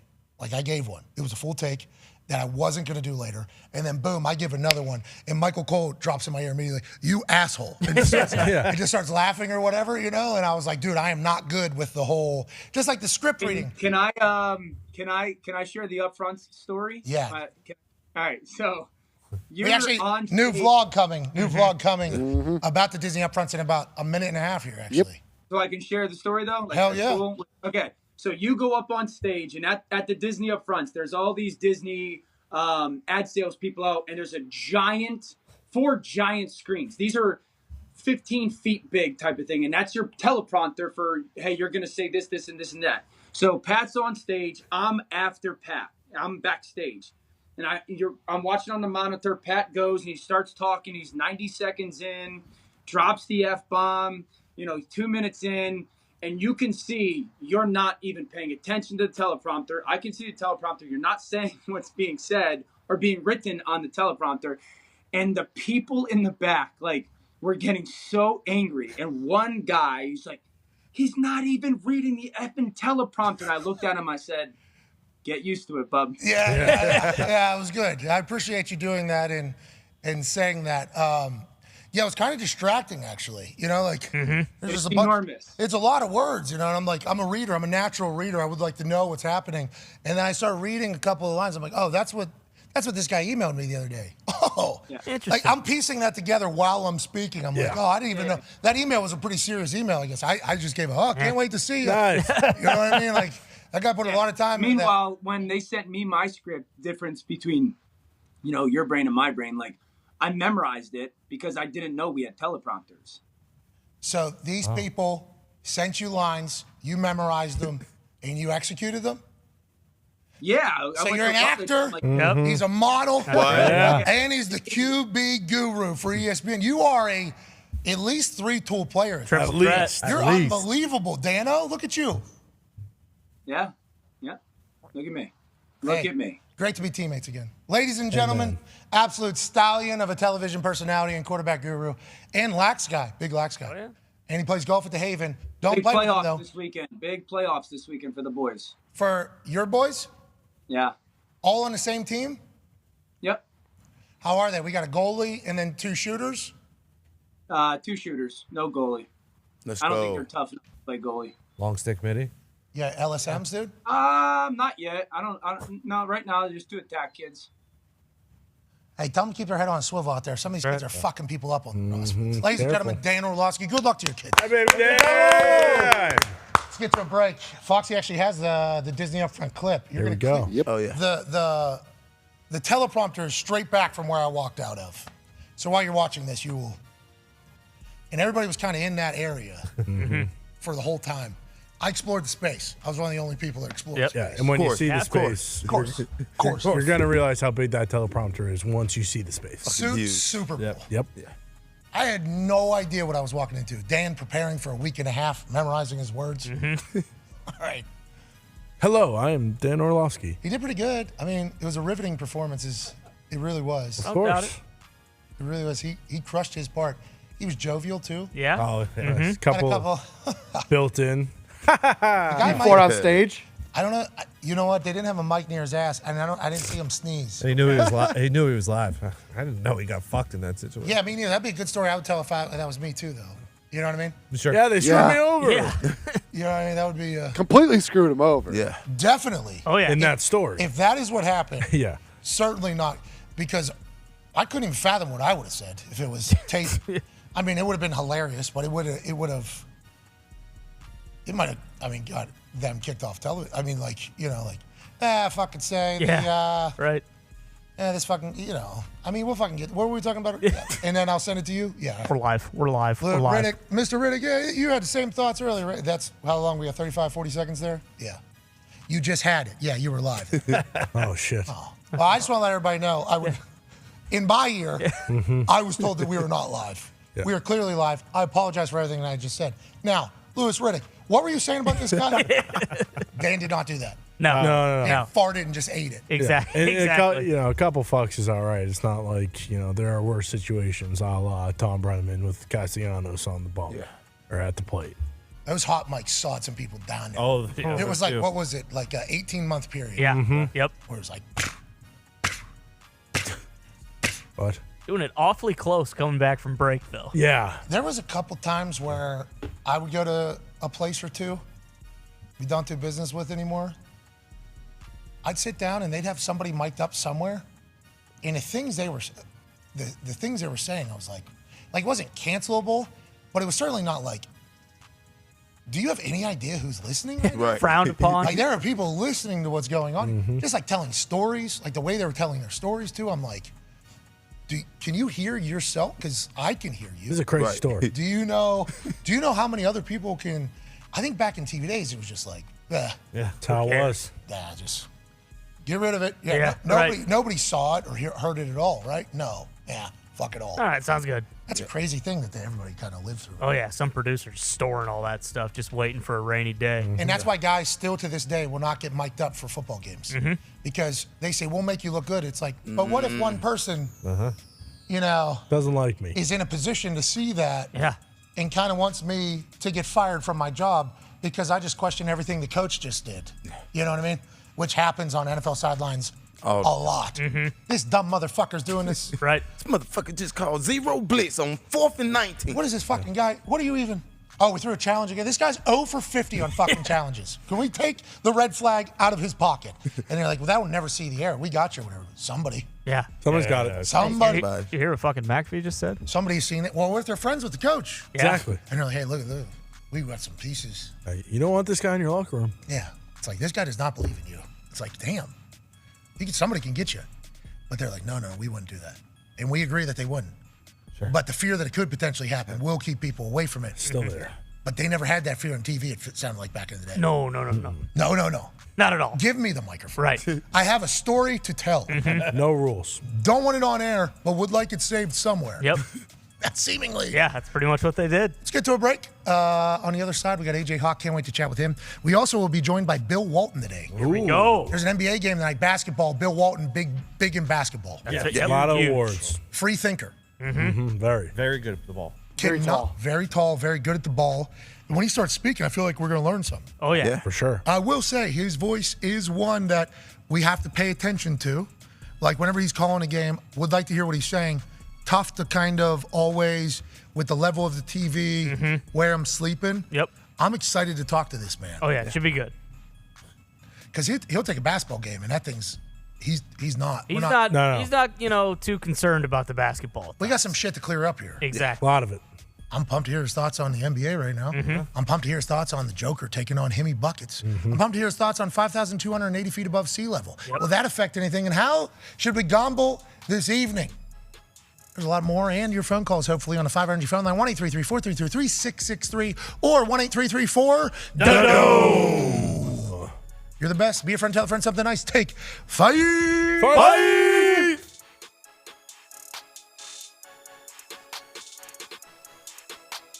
We have some massive news. Lot of blessings piling up that I ain't even wish for. No, let the one for y'all. I'm locking the fridge door at the crib, cutting hits. I read through the catalog, came to conclusion, no one's touching this. Just finished and made a voyage. I've been on the main grind. Said I'm trying to kill them off, whatever it takes. I see the boats, I'm at home. I'm selfish with the goals. I could give a fuck who try and get along. 6'3", you can't look me in the eyes. Thank you, man.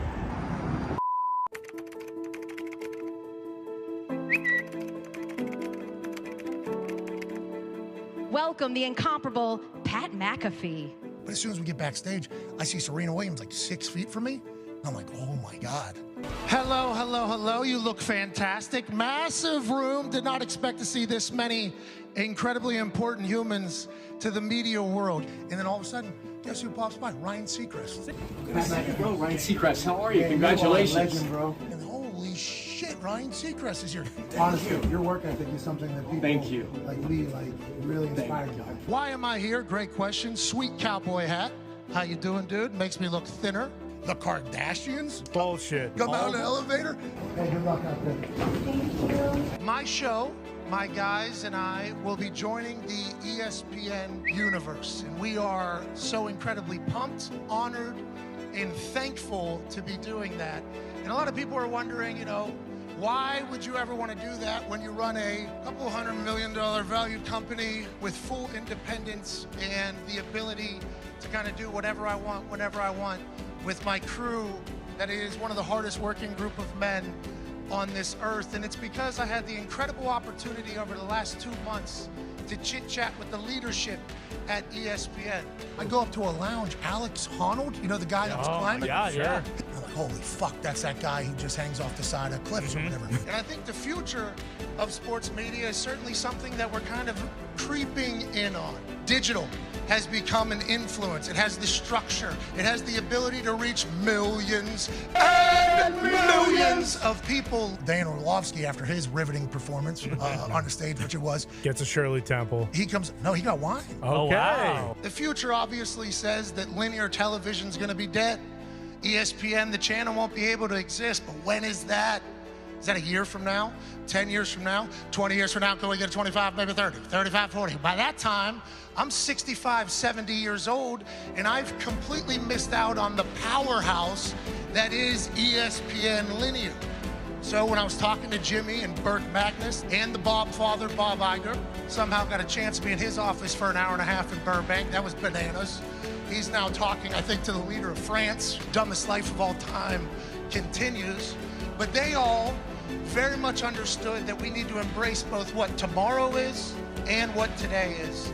And I have the exact same vision. Then Joe Buck, Troy Aikman come walking in. I'm very thankful to announce that we'll be on ESPN, ESPN Plus, the ESPN app, and for the first time, I do believe in all of sports media, we'll be live on ESPN's YouTube at the exact same time. Jimmy, Burke, Bob understood that 98% of male Gen Zers use YouTube on a daily basis. So being live there and on ESPN, we should be able to reach the entire world, hopefully, if I don't fuck it up, which I might have just did by saying the F word in this room right here. You met the real DeMar Hamlin, not Michael B. Jordan. Are you sure? Not the actor, not the clone. How's the upfront? He is in Disney movies. Because clones look exactly the same as real people. That's the actual clone type. It is an incredibly special time for me. This is my first time out of my house in 2 weeks. My wife and I actually, boom, first baby. She just started farting 2 days ago. Real deal. That was a game changer. But my wife, my baby, my guys, and everybody that I know are honored to be a part of the ESPN family, and we hope that we'll be able to work with all of you. Cheers, and have an incredible day. Good, man. How you doing? You good? Don't keep running the world, though. Hey, no, that's you, dude. That's you. That's you. Trip to New York, I think, was a success. The upfront was hilarious. I had no idea that room was going to be that big. This is awesome, isn't it? That was the most suits I've ever seen in my entire life. We're pumped to join the family, and I am very grateful that they're going to let us do it our way. And I said fuck it at Disney Upfront. So. This would be a pretty legendary thing later in life. You'll probably look at it and say, oh, that was a pretty good decision. All right, the next chapter begins. Ain't that right, Mickey? Hell yeah. Welcome to What Are We Watching? I, Doofus, will tell you, watcher, what is going on in the streaming TV world. Today, we will start with the Big Door Prize. It is on Apple TV. Now, I know Apple TV costs money. If you don't have it, you should, because every show on there so far has been pretty good. The Big Door Prize isn't very complicated. Mysterious machine, the Morpho, shaped like a butterfly, shows up in town at a general store. Now, what does this machine do, you might ask? It tells you your life potential. And it's not that simple. It doesn't say you're going to go there and do this. 1 word, 2 words on this little blue card. And guess what? It causes quite a stir in town. Now, this man, boom, is the main character. He's an Irish fella. He's pretty funny. His wife, boom, that lady. She is for the Morpho, main character not for the Morpho. Every episode follows a specific character in the town, whether it be the priest, whether it be a hilarious Italian man, Giorgio, who has a restaurant in town and is sort of the, I don't know, hero of this town, Deerfield, I believe. Now, you might think, where can a show like this go? Is it funny? Is it dumb? Doofus, tell me, what's it all about? I don't want to give too much away. I would say it is incredibly interesting. They follow kids at a high school because, boom, main character, boom, his daughter goes to the school. She has an episode.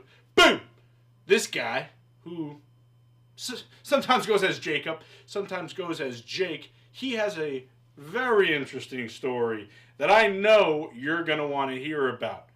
If I were to rate this show, I'd say it's a 10-win NFL team. They're going to the playoffs. Now, do they advance? I don't know, because we're only, 7 episodes into season 1. So them advancing to the Super Bowl, that remains to be seen. But a 10-win show, boy, it's worth a watch. And that is what we are watching. Hey, Why? let's go. This show fucking stinks. And the fact that you listen, we are very, very thankful for it. AJ, never cease to amaze me with your toxicity, pal. You got a couple of these? God damn it! What the fuck are you doing? Boston.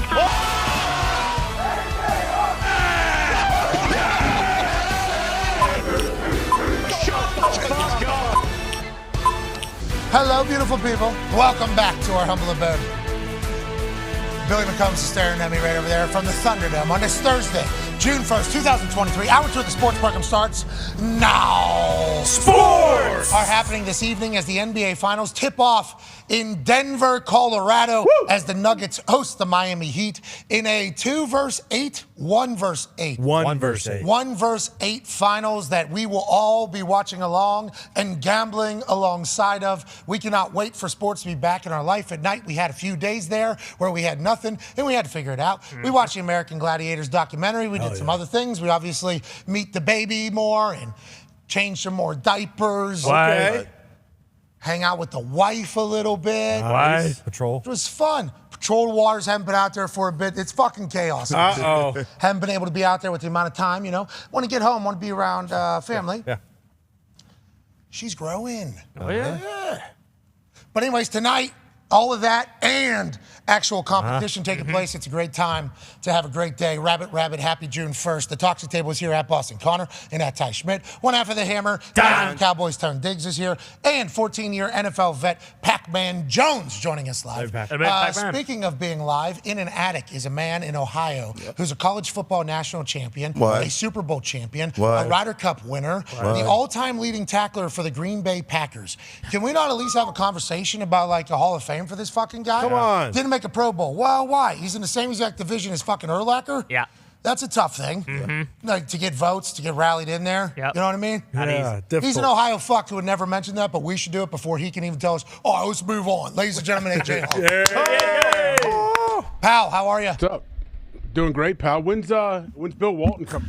He's 40 minutes from now. Normally you do that when the person is either kind of getting a connection to our computer or potentially on deck. So you're 40 minutes off this time. Kind of are you losing your fastball? Might be. No, that's a big one. I love Bill Walton. I'm a huge fan. I didn't want to keep him waiting if he was on the line for some reason. Oh, I forgot about that. You are so courteous. Of course. You know what I mean? You are so incredibly courteous. Hero. And I think he is a hero. Absolute hero. True hero. We appreciate that, AJ. Did you get a chance to hear our conversation with Dan Orlovsky this morning? He said some things about the San Francisco 49ers team that I found very interesting.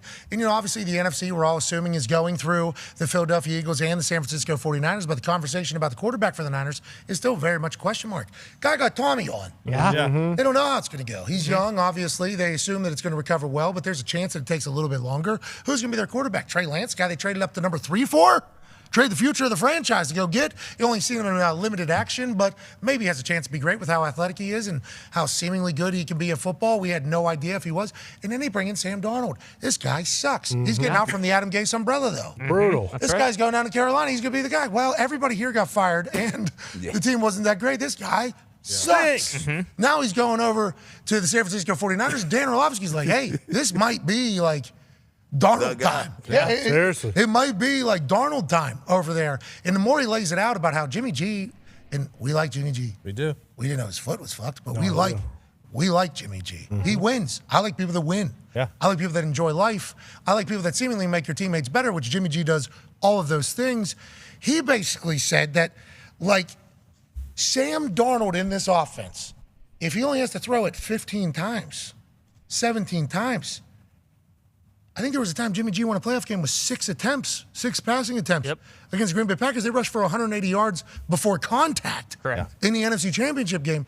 If Sam Darnold only has to throw 15 times and it's a fucking slant or whatever, bubble, screen, or go, I guess, like or seam to Kittle. Like, he can make all those throws, and if he's only being expected, he's being told exactly where to go. Like, hey, you're going to look here, and then this is going to be open. Like this is the guy. This is actually how this offense works. Yes. All you have to do is you look this way to get this person to cheat. Boom, We just need you to put it in a bucket. Need you to do that. Darnold can seemingly throw a football. What if he does have a full resurgence and he's the guy for the Niners? Then they got to make a decision about Purdy, and then the Niners are in this fucking perpetual cycle of like, everybody's good. That's a good thing. It's like, is it? I don't know. Yeah. You know what I mean, AJ? I mean, it's a good thing until it isn't a good thing. Like, say Sam Darnold comes in, Brock Purdy's not exactly ready to play to start the season. Sam comes in, plays well. Crushes. Then you have a whole situation again. What do we do? Oh, okay, maybe Sam gets banged up a little bit. Who do we put in? Do we put in Brock? We put in Trey? What do we do then? Dude, it's crazy. And then there's some teams that are like, we need a fucking quarterback. Yeah, bad. Right. And then the Niners are like, One of them's got to get traded, right? No. can't be Trey. Can't. It can bring three quarterbacks on the We don't roster. know what Purdy gonna be. We haven't seen it. We haven't seen the Tommy John yet. Sam's going to be active with Yeah, he'll be the third because quarterback. he's not going to play in Is it Trey? Is there a chance it's Trey? I feel like the only guy being left out is Trey Lance, the number 3 overall pick. We just saw this in Green Bay. At some point, the decision that was made to do that, to bring in this quarterback this high, they're going to have to see. I don't think so. in San Fran. I just don't think so. You have to. I think at some point they're going to have to see. What if it's so bad in I'm practice saying like that if it ain't, I don't. So they said it was a split house, right? Is what he said. Basically, everybody has alluded to this. I don't know if it's ever come out and confirmed. I might be wrong. I don't know. But allegedly, Shanahan wanted Mac, right? Mm-hmm. Yeah. I think Yes. Lombardi. That's what Lombo Too. says, Yeah, yes. Lombardi. That's what he said. Correct. Allegedly. We have no idea if this is true or not. Dan Orlovsky just acted as if it was 100% true. Yeah, Rombo has also said like they have confirmed that. He knows that Shanahan wanted Mac and Lynch wanted Trey Lance. Bingo. Yeah. Yes. So do you think, because they have such a good relationship, seemingly, which there's always going to be some sort of friction, I'd assume, between those two alphas kind of running a team and who's doing the grocery shopping, who's doing the cooking, what do we, Sure. how do we know what to, Who's cleaning the dishes? Yeah, what do we do? Yeah, all of that type of stuff. But maybe they did say, Shannon said, I'll give him a chance. But if it proves that this is a project and long term, I don't want to give up this run we have. So maybe enough in practice and then those like 4 games that he played where they were able to come to an agreement and Lynch was like, all right, you're right. But think about Lynch making that decision. Oh, yeah. You know what I mean? Like at some point, Lynch is going to want to see that, if it was the right decision or not, especially with how much conversation and drama seemingly did take place a little bit around it. But they got a team to go now, to Pac's point from the previous hour. It's like Shanahan doesn't have time to wait and grow. No. John Lynch doesn't either. You think John Lynch, he doesn't feel super comfortable there. Like everybody is always, they know like, hey man, things can change very quickly, good and bad in the NFL. Like when you're a GM or a head coach. And they right there. They right at the tip. Back to back. Yep. Back to back. Yeah, exactly. And just can't get over him. And the offense is there. It's been the quarterback play. Like you can't say it's been anything else because it haven't been. It haven't been the play calling. Haven't been the guys out there. It's been the quarterback have been throwing interception in very And that's why they pivotal points of the season. That's why they drafted number 3 overall, because like when Jimmy would get hurt, they'd lose every game. Yeah. Yes. They would just lose it was like when Jimmy's playing, we're winning. When he's not playing, we're losing. So we need to get a quarterback for when it's NFL, when Jimmy gets hurt and misses some games, we can put somebody in that can win us, and we know they're going to win games. That was seemingly what that draft pick was. Yeah. Because Jimmy G was still under contract and still on the team. So it was like, hey, for this year, which we're trying to win a Super Bowl, we need to know that the quarterback that will be able to step in if and when Jimmy gets hurt is good enough to win us games so that we can get going. And it's like now we're at a stage where it's like biggest game of the year, Brock Purdy, after 3 quarterbacks already gotten hurt. First series, right? Yeah, first series. Yeah. First play? Was it first No, throw? no, it wasn't his first throw, but it was, I think, the second one where Ayuk was wide open. So, I mean, Tommy John. Yeah. Just can't. Nobody can attempt a forward pass on the football team. No. That is some terrible luck. The worst. So they don't have time to be like, we can figure it out. It's almost like success is a good thing for everybody. But in this particular case, to see if you got a guy in Trey Lance that obviously the head coach and the GM were split about, but you still traded a couple first rounders of the future to go get him. Like, you can't almost see him, but you have to. And then what if Sam's a guy? He's a Cali kid, right? Yeah. So what if Sam's a guy? This story that's going to be made. Could happen. Because the Niners are on primetime. They're going to be on primetime all the time. They're the fucking San Francisco 49ers, and they're very entertaining to watch play football. Yes. They are very fast, explosive, and they're very good. And the NFC is not that deep. So the Niners are going to be on TV all the fucking time. Think about the storylines behind Sam Darnold. that are going to go about the look back stories. They're going to do like those pieces where it's going to be in black and Projecting white. his next contract too. Oh, this guy's going to get $120 million for 3 years or something. Yeah, all that. And Niners fans are going to fall in love with Sam Darnold because of all this, especially if they're winning. Especially if they're winning, it'd be hard not to. It's like, how long does that potentially delay the Brock party from coming back? Because when all of it. It's so weird. All of it would be if let's say Sam starts and he just lights it up and he kills it. And like, hey, we can't pull this guy out. First four games. No, that's He's not killed gonna, it the first that's not four going to games. happen. What's that? They're in the shore week 1, so fucking maybe week 2, but it's not having week 1. Oh, they're down there in Pittsburgh. Yeah. Wow. Good luck. What a first game. Yeah. Great defense. I like that game. It's exciting. Yeah, it is Good game for exciting. Kenny. Good game for Kenny too to get in there and try to see what wrinkles they have in the offense. Oh yeah, let's see how this offensive line's doing. Who do we go on? Hey, Broderick Same Jones. for him, Here's Nick Bosa. Welcome to the NFL. He's a jungle cat, that fucking guy. Remember? Absurd. Dude, have you seen this human in real Nick life? Bosa? Yes. Yes. Dude. He put together like a statue, man. He really is. He's a fucking How he statue. walks Crazy. too. How he walks too is just so like distinct. You can tell he and his brother both. Like you can see him from a mile away. Yeah. I'm watching that game in Seattle from the booth or whatever. Shout out Kirk Herbstreit. And then Al Michaels for the steak that he has in his booth. Right. Beast. It was so good. Perfect. So good. Yeah. He also hit the parlay that night. No big deal. That's I mean, right. great night. Boots on the ground. But where are your boots on the ground? We hit. Phew, that was a good win for us. In the first half, I think. Yeah, we got to celebrate. I got to celebrate and enjoy this entire. I mean, it was good. That was a good night for us. Oh, yeah. But from that booth, you get to see good, because you have to see good to call the game. That's why the booth is put there. So you have a great view. Makes sense. It was like one of the best views. You see this thing get down in like a 4-point on like the outside. It's like this guy spans a fucking first down. Like he is so. I didn't think because of how properly jocked he is. Right. Properly jocked. He could be as tall. I would just like Sure. with the way he's built. It's like can't be that long. I guess with the way he is a fucking jungle cat. Yeah. And he gets off the ball so fast. That is a remarkable person to watch play football. And then you got Fred right behind him, who runs like 4.4 sideline to sideline. Yep. Paul Malo Best linebacker in the 2.0. game right now. Fred? Yeah, by far. He don't hit you as hard, but he make every play. It's not when you turn on the film, he make every fucking play from sideline to sideline. Now it might not be all flashy, but he gonna end the game with 12 tackles. 3 assists, and then you'll see another 10 plays where he's filling the gap so other guys can make plays. He's a dog. He's the best in the game right now. Do you remember he got all pissed off at Aaron whenever Aaron said that Shaq Leonard was the best? Other way around. Nah. Shaq Leonard got pissed Shaq off my because boy. Aaron said Oh, Fred yeah, was yeah. Oh yeah. Sorry about that. Completely the flip. Because then they played Colts the played Packers played the Colts the next week. Yeah. Okay, yeah. Sorry about that. Aaron said this about Fred. I feel like this is just like everybody kind of just understands it. He just doesn't get as much conversation about it because the rest of that team, the rest of that fucking team is just like. People that know football know though. People that know football, coaches, players, they rave about Fred Warner. Like that defense is able to do a lot of different things because Fred's in the middle there, kind of run the show, and they trust him to.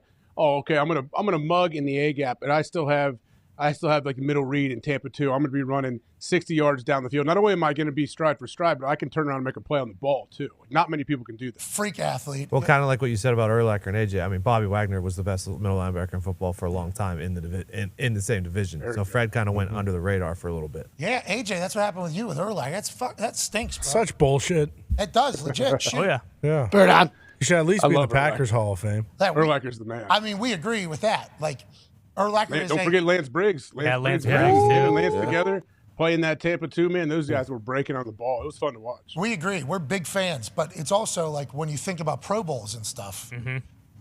It's like, Well, now it doesn't matter. Now, like, division doesn't matter, does it? well, what I'm thinking from back in the day, at least, is like that's 80 games. So players voting, Yeah.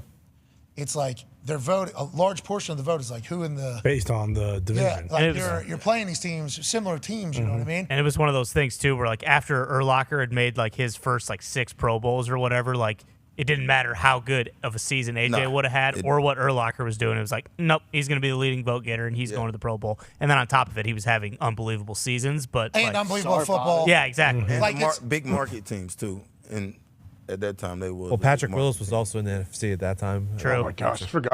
I shouldn't say. I almost forgot about Patrick Willis too. But him and Navarro Bowman, are you kidding me? Like, jeez. Yeah. Hey, your big face out of Ohio, though, did pretty good. Speaking of big face, I listened to Himmy Butler explain why he priced his coffee the way he priced it in the bubble. Everything I learned about this guy, I fucking love him more. Yeah. You know? What did he say? He said, well, they gave us $4,040 per diem, and ain't nobody going to be able to spend money on shit. We're not allowed to do anything. He said, so I had to figure out a way to get money from these people. So he said that he thought he would charge $20 per cup of coffee because it came in 20s or whatever, a mix of 20s, 50s, and 100s. He said then once we ran through the 20s, he knew that people would have to be paying with bigger bills, and we don't have change. So that's like whenever the news came out that these big face coffees were like $50 or something like that a cup, it's because he was refusing change. This guy is awesome. And he called him Big Face Coffee because Big Face are hundos, which is what I assume got paid at some point for a cup of coffee. And he had to just kind of love that he had pulled it off or whatever. Genius. Absolutely genius. As somebody who in 5th grade had a cigarette racket where I was getting them for 25 cents, selling them for 50 cents, taking them out of ashtrays, when I hear a good hustle, and this is certainly one, I have massive respect for it. Let alone you hear about his like upbringing. Oh, yeah. Now he's basically just told, hey, get the fuck out of here. Fuck off. Yeah. Just as a 13-year-old. Like, Oh, yeah. Hey, see ya. Go figure it out. Yeah, don't need you. And then just kind of bounced around and then still had a work ethic, a drive, a commitment, and then hasn't been jaded to the entire world because of his upbringing and situation, which he certainly could be. I mean, that would be very easy to see in a crime documentary of what happened there and where it could have went. And instead, he's the fucking guy who put the Miami Heat on his goddamn back and has become Himmy Buckets in everybody's eyes. I love this dude. AJ Hawk. Everybody, isn't it easy? I'm sorry, I know I cut you off, but I feel like it's very easy to root for Jimmy Butler, and I don't really hear anybody not rooting for Jimmy Butler. It feels like, especially at this stage. But I think back in the day there was, some certainly different conversations. Yeah, no doubt about it. And even while he's been in the league, it's like he's been cast aside by multiple teams. It's not like he was with the Heat this whole time. It's like, okay, with the Bulls, maybe not cast aside, but, he's out of there. Trade him out like an asshole. That's what I mean. Traded with the T-Wolves, traded with the Sixers. What happened with those teams? Did anything was there any blow-ups or anything? So we heard at the Timberwolves, he actually he showed up and played with the fours. The G Leaguers. The G Leaguers. And he beat the fucking starters and then talked shit, left, and then was doing an interview on ESPN while they were wrapping up their practice going into the locker room. I think. Talking about, get me the fuck out of here. Because I guess they weren't playing them. So I guess that would have been a blowout. And was that how that actually went? The person that told us that? I think I heard that story on the internet.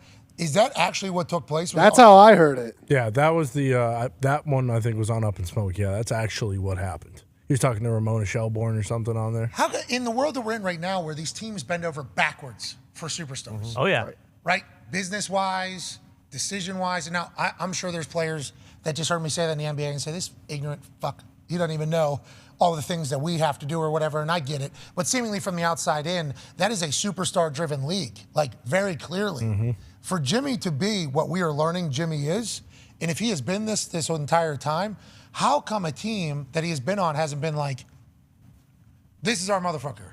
We're going to get everybody. They will give up $240 million deals in the NBA. Exactly. To transfer how their team is going to be constructed. It's like, how has that not happened? But it's got to be right system. Like, we talk about all these different coaches and what they can do.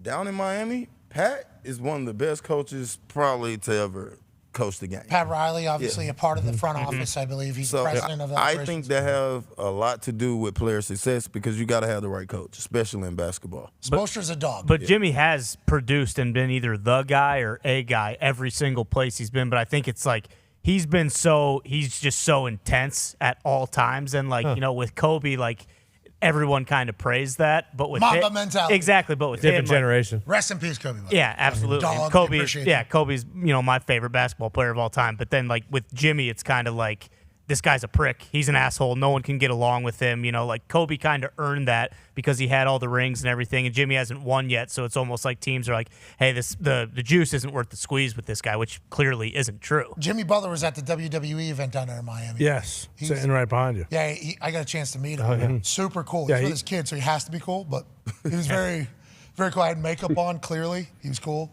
Everybody's cool. Yeah. To Ty's point too, like the problem is like the younger stars. Like in the T-Wolves, Karl Anthony Towns, he was the guy there. He was the franchise young guy. They were going to stay with him. In Philly, it's the same with Embiid. And obviously he said it before, like they chose Tobias Harris to be kind of the number 2 to Embiid, and obviously that blew up and they ended up going to get Harden. Like this was the only time that the team was like, okay, Jimmy Butler, you're the guy. You set the tone. You are the culture. Like everything you do is what we're going to follow. And at those other places, they just didn't do that for him. We traded him away for Lauri Markkanen to draft him. Who's a beast. Also, he didn't do this in the regular season, so I don't think he got the media push like you normally would. At all. They weren't. Well, congrats to all parties down there. Obviously, they were 18. Can't wait to watch you tonight. Yeah. Hell yeah. Can't wait to watch you tonight. The Dreads photo, too. Speaking, awesome. Can I buy that coffee? Like, is that available for me to buy? I just want to know if his merch is. $100? I don't know about the coffee. Yeah, $100 a cup. What if he? I mean, I would like to hear what he was. Yeah. We just got Keurig in here. I'm the only one. Felt like it. Did you see the machine he had, though? It was like a cool espresso machine. Yeah, when he was carrying that French shit in. press. The wife uses one at the house.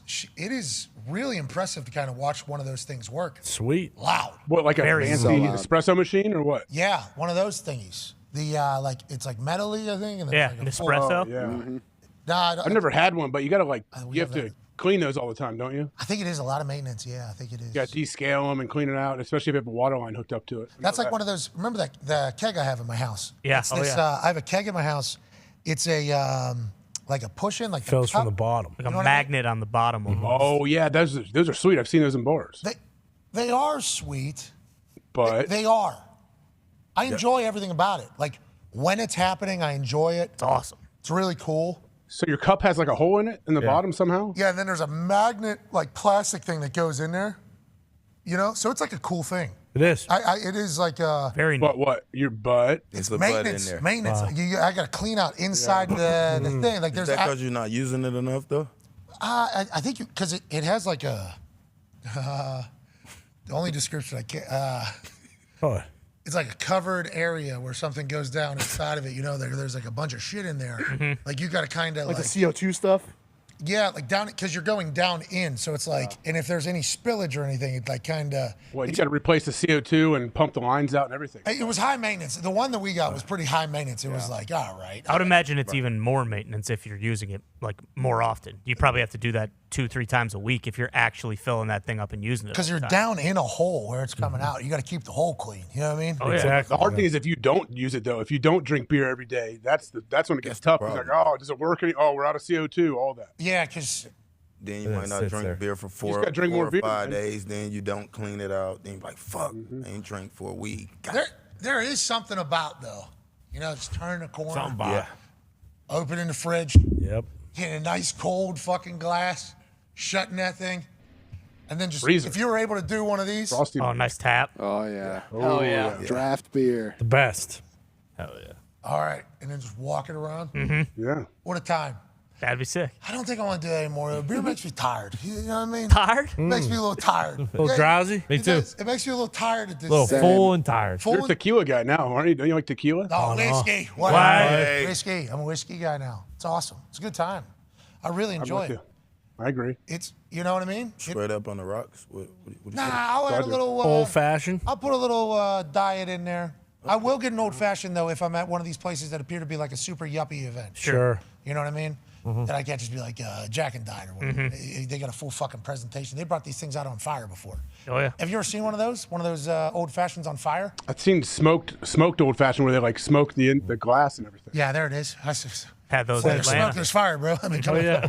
Yeah, absolutely. So I'll order those every once in a while. But just so you know, Jack and Diet. Tried and true. But I like the taste of Diet though too. I tell them I don't need you to be showing off here. We don't need the whole bottle. Okay. Don't be a hero. Yeah, just a little splasher. Yeah, always good. You know, that's been a development in my life. Went through quite a beer phase and kind of dropped out. and then now whiskey. Wide. It's pretty good, man. Oh, it's You ever get the wine? delicious. I tried. I went to Napa. Whatchamacallit, that thing? Napa Valley. Yeah. There it is. Good people. Seemed like a good time. Yeah. Everybody there is day drunk. Just Constantly. you go out there, you get drunk during the day, and then you pass out at like 7 p.m. Doesn't everyone spit it out? What's that? Well, dude? that, Don't they no. spit it out? No. I didn't see anybody spit it out. I went to a few The different. people that work there that taste it might spit it out. But if you're going on a wine tasting, why are you spitting it out? I know. I saw someone that had like a spit bucket and they spit They it do. out. I'm Yeah, like, what are you people doing? do. So People I that didn't think get they to know see that. wine a lot, they're really. I bet you like That's people that are super into wine. Oh, yeah. Orlovsky Oh, probably yeah. does. So they I don't think get he's like a drunk. wine guy. Taste it. Yep. They Bullshit. spit it out so they don't get drunk. I'm not saying I agree with it or would. I don't. Yeah, that happens. They're binging and purging wine. And I need to being start drunk. doing that with cinnamon rolls and pizza. That's smart. Yeah. Candy. Let's just make that a thing. Should I get a Not a spit bad bucket idea. Like here? after you swallow it or Eating before? a whole cinnamon roll and just. If there's already precedent from these yups Sure. of spitting shit out right next to them, I'd like to add in pizza, I think. Yeah. Yeah. Yeah, I think Honey that- bun. Okay. Just, what's that, AJ? That'd be tough to do though. You get to chew a whole like piece of pizza and then just get it all nice and ready to Bunch of go, and people just do that. spit it You'd have out to do it bite somewhere. by bite. Bite at a time. Oh. That sounds awful. Oh, Fuck. Can you imagine? Oh, so good. It's a lot of discipline there. Like White Goodman. That's what they're doing with his wine. Yeah, absolutely. Swish it around like Yeah. mouthwash. Yeah. Oh, yeah, with the sauce, the gravy. Now you know how fancy people get with wine. Though they like get real uppity and think they're awesome. So the only thing Hey, I I realized, could tell a difference. the only thing I realized, much like when the NFT craze came and the stonks Still here. craze came and everything like that, people that I didn't even know were wine experts that I have known for a long time became wine experts. And I'll tell you what, that was a surprise. That was That's tough. And they weren't right. You know what I mean? Of course not. The uppityness level just immediately arise Yeah. as soon as you land in wine country. Oh, I bet. It was Yeah. amazing. You are in a movie when you go out there. Get out their wine hat. It is beautiful. It's like you're in Europe. The hills are like it is a The beautiful, vineyards. In the way you get like driven around, I think, Yeah. like winery to winery and everything like that. You're in a movie when you're out there. Yeah. Hated the taste though. Hated every place. That wine stick. Yeah. You Yeah, wine? I went through a little run where I liked wine for like 6 months. But it was after we went to Napa one time, and we had a good time and met some cool people there. And now I don't like any wine. Just tastes really dry and terrible to me. How many What boxes kind of did wine you you ship don't out of like? there? Yeah. What kind of wine was that? I like wine. I'm a wine guy. I love wine. I liked the cheap. I never liked the expensive wine. There was a Menage a Trois wine. That's the one. Oh, yeah. $30 a bottle was nice. Whoa. It's a blend, I think. Hey, you said. big spender. $30 a bottle. Is that a lot? I feel like it is. I've never. I think it is. No, it's not. No, that's not. I think it's a lot, but people then order a $900 bottle at dinner when they Yeah, that's that split the bill. I'm Opus. like, no, That Opus. no, you're not. Yeah, that Opus. I got two of them. I got three of those actually. Oh yeah. Oh yeah, you had to though. Yeah, I was forced to buy Yeah, forced one. into it. It's currently still in a wooden box, and you have to get a fucking drill to get it out of. Yep. There was Got a barrel? No, just a bottle, bro. I don't know how much it was, but it was a lot. Worth a barrel. So much. So, still got it. It's in wooden boxes in my You house. actually gave me 2 bottles as well. Yeah, I had my, Camus. People love Camus. You heard of that? I don't know if it is. I don't know. I have not looked at it. I just know the names. I was in a side thing at a restaurant with somebody. It was very recognizable. Sure. Very. Very recognizable. So they get like this off room at a restaurant or whatever. Whole room to ourselves. Like literally just to ourselves. Good. Awesome. Didn't know that existed in places. It does. Some restaurants you've probably been to, there is like a whole other area. Backside. There's like an area that is just set up like for private shit, and it's not like public parties. It's like, hey, when people come in, they do it. So I got to experience that for a second, and I wanted to say thank you for what was happening. So I sneak out to go pee, and I say, hey, I'll take the bill or whatever. You know what I mean? I get my card over there. So then as I come out of the bathroom, they stop me and they let me know that our party still has to spend like another $7,000. Oh, for the amount of money the room costs or whatever. For the minimum of the room. Yep. I was there for 45 minutes at that point. I'm about to spend at least, I think it was $8,500 min or something like that. Yeah. So I come walking back into the room, okay? Quite a different vibe out of me. I didn't know what had happened there. Then waiter, waitress, and like chef come out, and they explain the situation to whole room. And then all of a sudden, I get fucking murdered. Oh, look at the hero. Oh, dumbass fucking hero. Oh, you're so rich, man. And then they said, yeah, this is what you got to do now. Now you got to get the most expensive shit here until you know what I mean? Like, Yeah, this is check off the box. This is the game. Yeah. This is basically the game. This is how this plays. So we got the most expensive thing they had was either this one steak that had something like golden on it. Yep. Wouldn't last long, or these boxes of wine that were like $750 or $900 or something. It was so funny. It was the most absurd thing of all time. It was quite a turn. So anytime you go into one of those, like, just offer to pick up the tip. There you go. Not the actual. Yeah, know the number. Yeah. Person very recognizable and could beat the fuck out of me too. Yeah. Also called Foxy Rabbit. Yeah, he did. Yeah. Which was sweet. Nothing I could do about that. Yeah, Foxy was there though. Yes, he was. It was yes, awesome. he was. It was bananas. You know what else is awesome? Shannon Sharpe is potentially on the move. Now, we will miss Shannon Sharpe with Skip Bayless. Okay? All of us will. Sure. No. I won't miss it. What do you mean? What do you mean? I'm saying I won't miss it. How come? What are you talking about? What is it even? You Great won't? TV. Skip and Shannon, they go so well together. Skip is an asshole. Bingo, which is why. What about Shannon? Bingo. Another asshole. No, Oh, I Pat. love Shannon. No, I'm joking. No, Shannon is my dude, but like I won't miss Skip, bro. Like I talk to Shannon, but like ain't gonna miss Skip. Yeah, I Skip think gonna miss Shannon. there's been a lot of people that have kind of come to that same conclusion where they're like, hey, Skip has had a really long run. You know, I don't know if anybody has said this, an incredible run. Great run. Changed sports media forever, Skip did. Actually, and I think he probably understands that and knows that. But a lot of people think at this stage of the game, with how great Shannon was on that particular program, which is why I will miss it, because watching Skip get a chance with Shannon, like, that's good. Shannon's great. So it's like a good adversary partner work, which we didn't know what it was. A lot of people are saying that Skip might, this might be the Fade off? But I would never say that. Never. I would never say that about Skip People Bayless. are saying that on the People are internet. saying that, though, and I don't think they understand the power of Skip Bayless. Yes. I don't think they understand. Skip Bayless will find a way. Yeah. You know what I mean? Skip Bayless will. He's gonna find his cheese. Well, he will continue to do his thing. But Shannon being available is that's a narrative shifter for a place. That's a potential massive asset to a platform that maybe wants to launch, which as experiencing the space a little bit from a business standpoint a few months back, there's a lot of places that are trying to get into the sports media world. There's a lot of places that are trying to launch their thing who have rights to stuff either in the future or planning on getting rights, but a lot of money behind them. A lot of money behind them.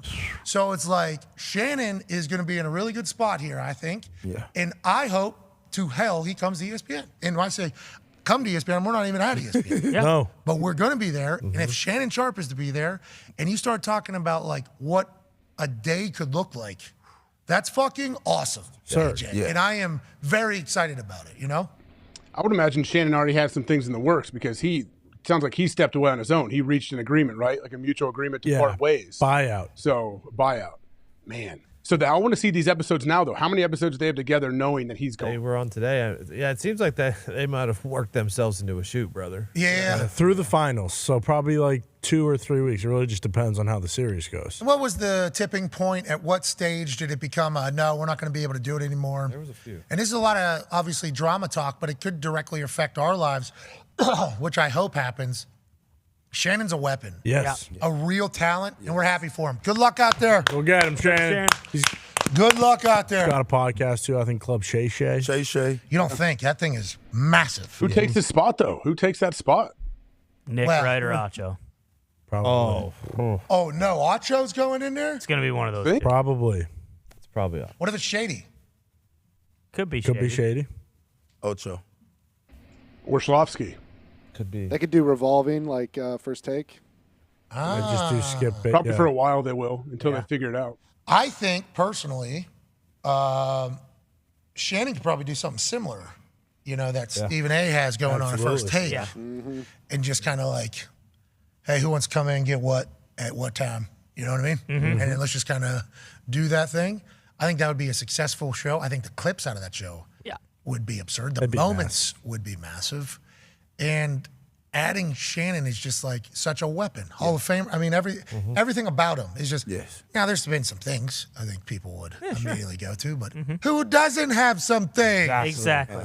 They'll never do it because he's already got his own show in his position, but Cowherd v. Skip would be, two guys who just will not relent, are right about everything, don't want to hear what anyone else has to say. Like, that could be pretty good. That would be like a Fox Super Bowl Exactly. every day. It would be.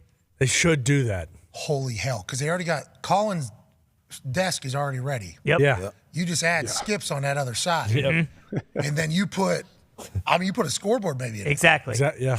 You know what I mean? You should. Just let them yell until they're both blue in the face and they pass out.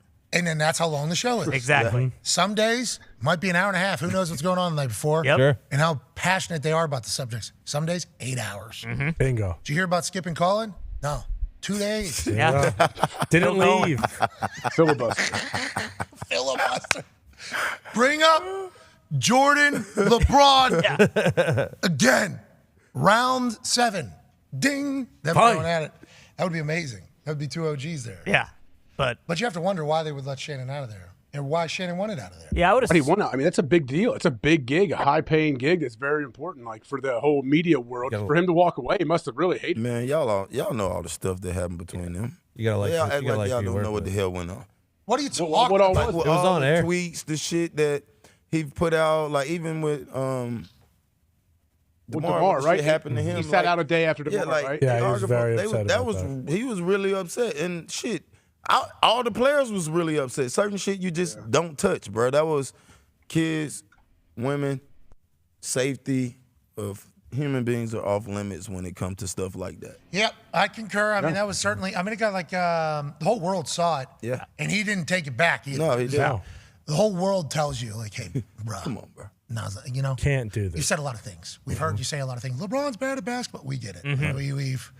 This one needs you to. Yeah, life and death. This one's just like super serious. Like not now. You know. He's like, okay. Well, what do you want me to do? Wait a week? I think is what he. Yeah. I think that's what he kind of said in that his response was. But that's why Skip Bayless is Skip Bayless. You know what I Bingo. mean? And anytime Shannon and him were there, it didn't feel like Shannon was ever going to punch him in the face. It No. didn't feel like there was ever like a disrespect. It felt like it was always a work, which was kind of a part of the whole thing. Right. That's why whenever it came out of nowhere, I think a lot of us were surprised. Like, oh, whoa, when? Like 2 weeks? I didn't He's see out of that. there.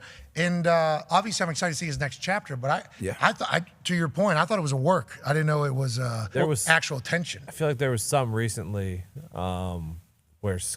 where like Skip was talking about like his playing career and stuff like that and taking shots like that, which seemed That was like a month ago, right? Oh, I didn't hear this. Yeah. I If missed you this ever too. been in the locker room, you ever been in the huddle. But again, Skip said Shannon No, said that was Skip? Shannon was telling Skip about it. Man, that must have been right around when the baby was born. But I assume like Shannon knows that kind. You know, like him and Skip aren't buddy. I think one of the reasons he loved doing that show is because he loved dunking on Skip. It's like, hey, like I'll go toe to toe with this guy, and I guess this stuff had probably been festering for a while, but like I was yesterday when we saw this, like genuinely shocked. Yeah. It's like, holy shit, I cannot believe that. Because, I mean, everyone, like, Skip's kind of a pissant. That's the role he plays. That's what he does. Like, and Shannon knows that. So I don't know. It's tough to believe that he ever took something so personal where he'd be like, fuck it, I don't want to do this anymore. Well, and maybe Probably wore him down. Had to wear him down like every day. Like sick there's of more. just man, unhappy. Imagine people outside. He probably had his buddies and people every time he saw someone outside. Like, hey man, you gonna put Skip in his place? Like people probably didn't really understand what kind of gimmick they may have had if they were whatever they're doing arguing. But I don't know. He had to be worn down to leave that gig. He's gonna be pretty upset. At a certain point, it's cool with us debating, but when you arguing with a motherfucker and don't enjoy going to work, that is a problem. Yeah, I can hear That's it. the problem. For sure. 1,000,000% Like, we the might problem. can argue, but I enjoy fucking coming to this building every day. Like, and we Here. have our debates about You like a coming lot here? of different. I enjoy it. What about the Murph? I love it. You enjoy the Murph? How does the body feel after doing the Murph? Murph had me a little soft for maybe a day and a half, 2 days. He had me in the first half. I'm gonna get that fucking Murph. We gonna get it. I did 3 sets of it today. I did 3 Here we sets of go. the Murph today. Okay, How many pull-ups? 3 sets of them. that's good. 3 sets of 10. No. I mean, there were sets of like, it was like a set of 8 and then a set of like 2. Yeah, that One of works. Still good. The Were you last wearing time, the vest? Last time I was like, no, but I'm going to lose 20 pounds. So this will be the weight. Yeah. Exactly. You know what I mean? This will be the weight. So I just, the last time I was doing like 4 and I did like 2. Wait, though, hey, on the pull-ups, though, I have never watched anybody do the Murph. Are they doing pull-ups, or are they doing the kip-up deals that they do? Oh, this thing? No way. No, that's like a muscle-up. I'm talking where you swing their whole... Haven't you ever watched, like... Nah, it's no way they swing do the crazy that. legs, yeah. It's pull-ups, right? It's not that? Yeah, it's a pull-up. I mean, Murph wasn't doing sure? hip-ups, I don't think. I would assume it's a pull-up. Have you heard the way they talk about Murph? You think he's doing what I do every single time I try to do? I don't think so. He's not cheating pull-ups. No way. They don't think it's cheating. They don't think that's cheating. That's a kip-up or whatever they call it. Yeah, but this guy's a Navy SEAL. You know, he's gone now. I'm saying maybe the standards have lowered since he hasn't been around. Oh, I got you. Okay. Normally have. Murph standard's the same. Could you imagine if you did the Murph while going all the way? That'd be unbelievable. I'm sure it happens. I'm sure there's people that do it. Just pull up. That's a pull-up. Just pull up. Yeah, good to know. The hands has to be facing the bar. Yeah, because full arm extension, chin above bar. Yeah. I don't know if I'm going to have I don't know if I'm picture-perfect doing pull-ups. that. Yeah, me either. I don't know if... I'm going to try. I'm 36, though. I've been doing pull-ups the same way. Chin will be above the bar 100 times. 10 sets of 10 is not. what they say.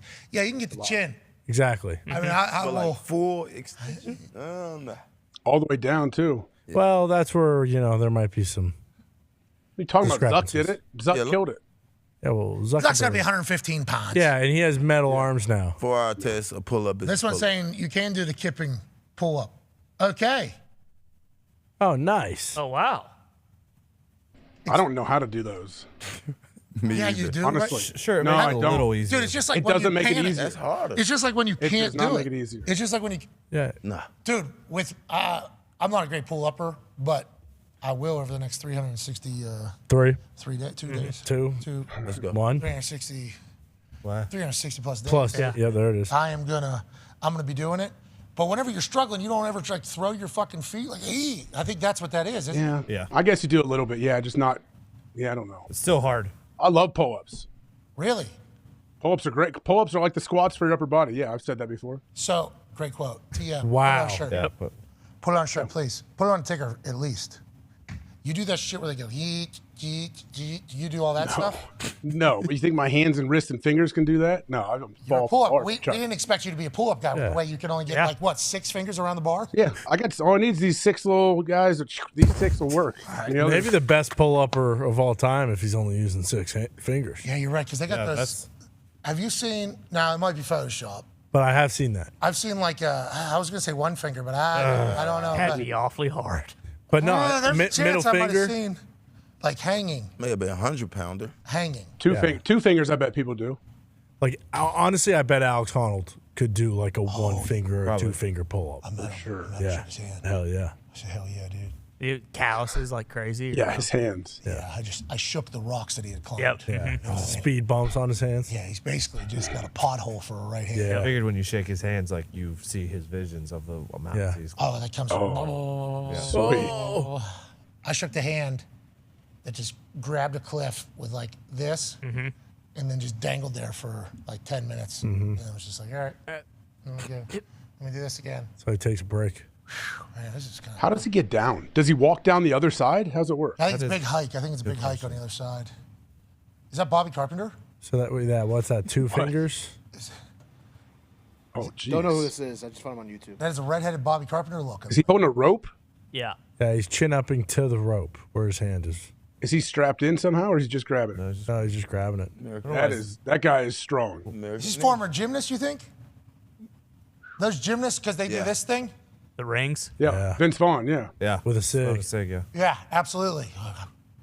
Yeah, they're very strong, right? Incredibly strong. Oh, yeah. They're the Ninja Warrior strong. So that guy was a actual rock climber. I just found out. Yeah, rock climbers, they're the ones that actually win the Ninja Warrior, right? Because they get these hippies out of the hills to come down to this American Ninja Warrior set. You're like, this is the first time seeing like light in 2 months. Has been stuck in the middle of some mountain climbing a face, and then they go through the Ninja Warrior thing. Whoa, shit! All right. Poop, poop, poop, poop, poop.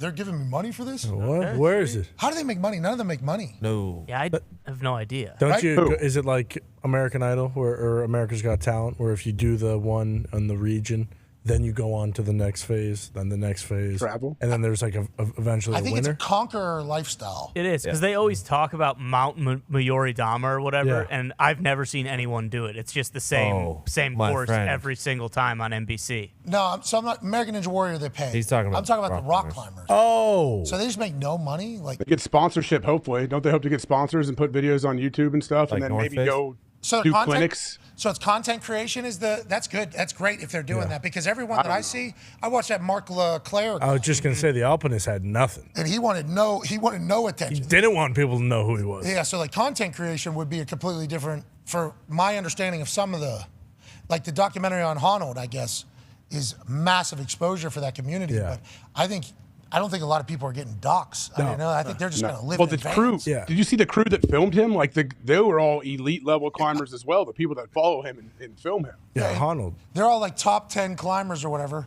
and they're all strapping in. They're like, yeah, we're not doing what this psycho is doing, but we at least have the capability to get to a place that, because I would assume standard cameraman, hey, we need you to dangle from that cliff right there. 2,000 feet in the air. Well, how am I fucking, what am I? Spider-Man? All right, fuck it, I'll do it. It's like whenever, what is it, silver, no, what's that jacket? Full Metal Jacket? Yeah. Where the drill sergeant was supposed to teach. Was showing. Right, they hired a different guy, and then he did it, and they're like, actually, you're much better. We'll just have you fucking do it. These climbers are teaching these camera people, like, all right, this is what you got to do. And they're like, fuck, you guys, Yeah. just film this entire thing. What a run those climbers have. Good for them. Anyways, the Murph is going to be conquered by us next Memorial Day. Can't wait. And we're going to donate $100,000. Bill's already preparing. He showed up in a 20-pound vest today. Now, was it a bulletproof 20-pound vest? Yes. For sure. And we all wonder why and how that is the thing. But he is getting after it. We appreciate Bill doing that, not being a liability for the donation to make the world a better place. Next Memorial Day, we will be all, or day after Memorial Day, we'll figure that out. We'll be all attempting the Murph, which is 1 mile. It's 100 pull-ups. 200 push-ups, 300 squats, and then another mile, all while wearing a 20-pound vest. And AQ Shipley did it. With no vest? No, I think he did. Yeah. AQ Shipley did it. Pac-Man attempted it. No Just for vest. fun. No vest. But Mark Zuckerberg did it with his kids. In under 40 minutes. So if Zuck's doing it, we're doing it. We have to be able to do this. Zuck is a physical specimen, though. I agree. He's won Gold. medals. Yeah, he's a gold medal winner. In physical And activities. silver. No. Same time. That was a separate. No that was a separate event. All right, let's dive into some more storylines here. Oh, shit. Okay, let's take a break. 4 minutes, Bill Walton will join us. Let's go. Just arrived, got to fix the setup. Cannot wait for this. Be a friend, tell a friend something about Bill Walton about to join us. What? Yeah. You're talking about a pretty legendary human being who's been there, done that with damn near everything. Yeah. Unbelievable. And we got big-time NBA tip-off this evening. Hell All yeah. right, be a friend, tell a friend. Bill's coming. Take 4.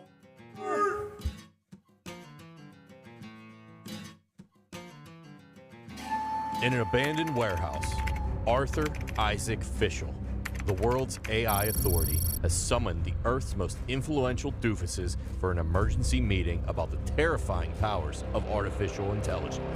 Antonio Margherita, influencer from Italy. Vladimir Borobashnakowski. Chad Speed.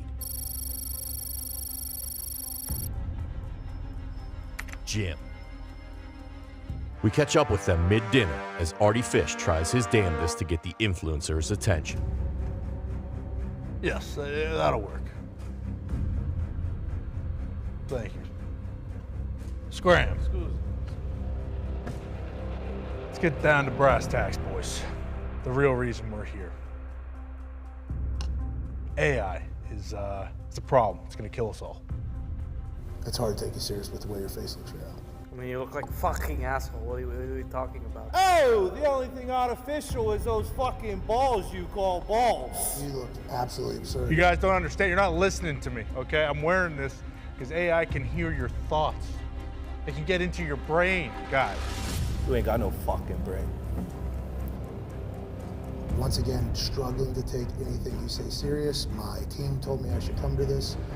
You look like he looks like a joke. Like an absolute jerk off. Does this look like a joke? Huh? That's a nuclear bomb. Nah, that's fake.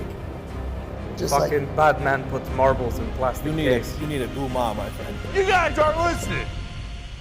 This right here, AI gave to me. A nuclear freaking bomb. Told me the only way to save this screwed up world is to blow it up.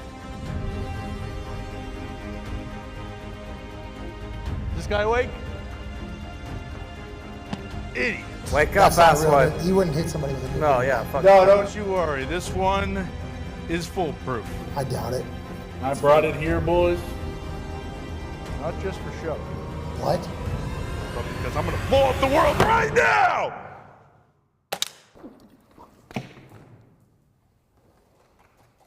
Holy shit! That's Jack Carr!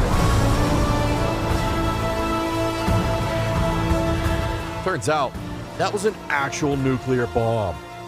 Arthur Isaac Fischel was going to blow the entire world up, and Jack Carr saved us all. It was his actual first shot. And Artie Fish is actually dead. Forever.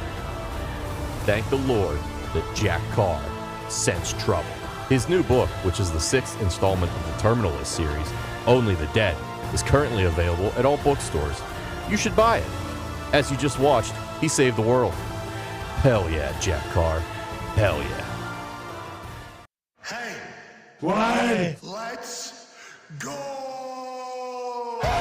This show fucking stinks. And the fact that you listen, we are very, very thankful for it. AJ, never cease to amaze me with your toxicity, pal. You got a couple of these? God damn it! What the fuck are you doing? Boston.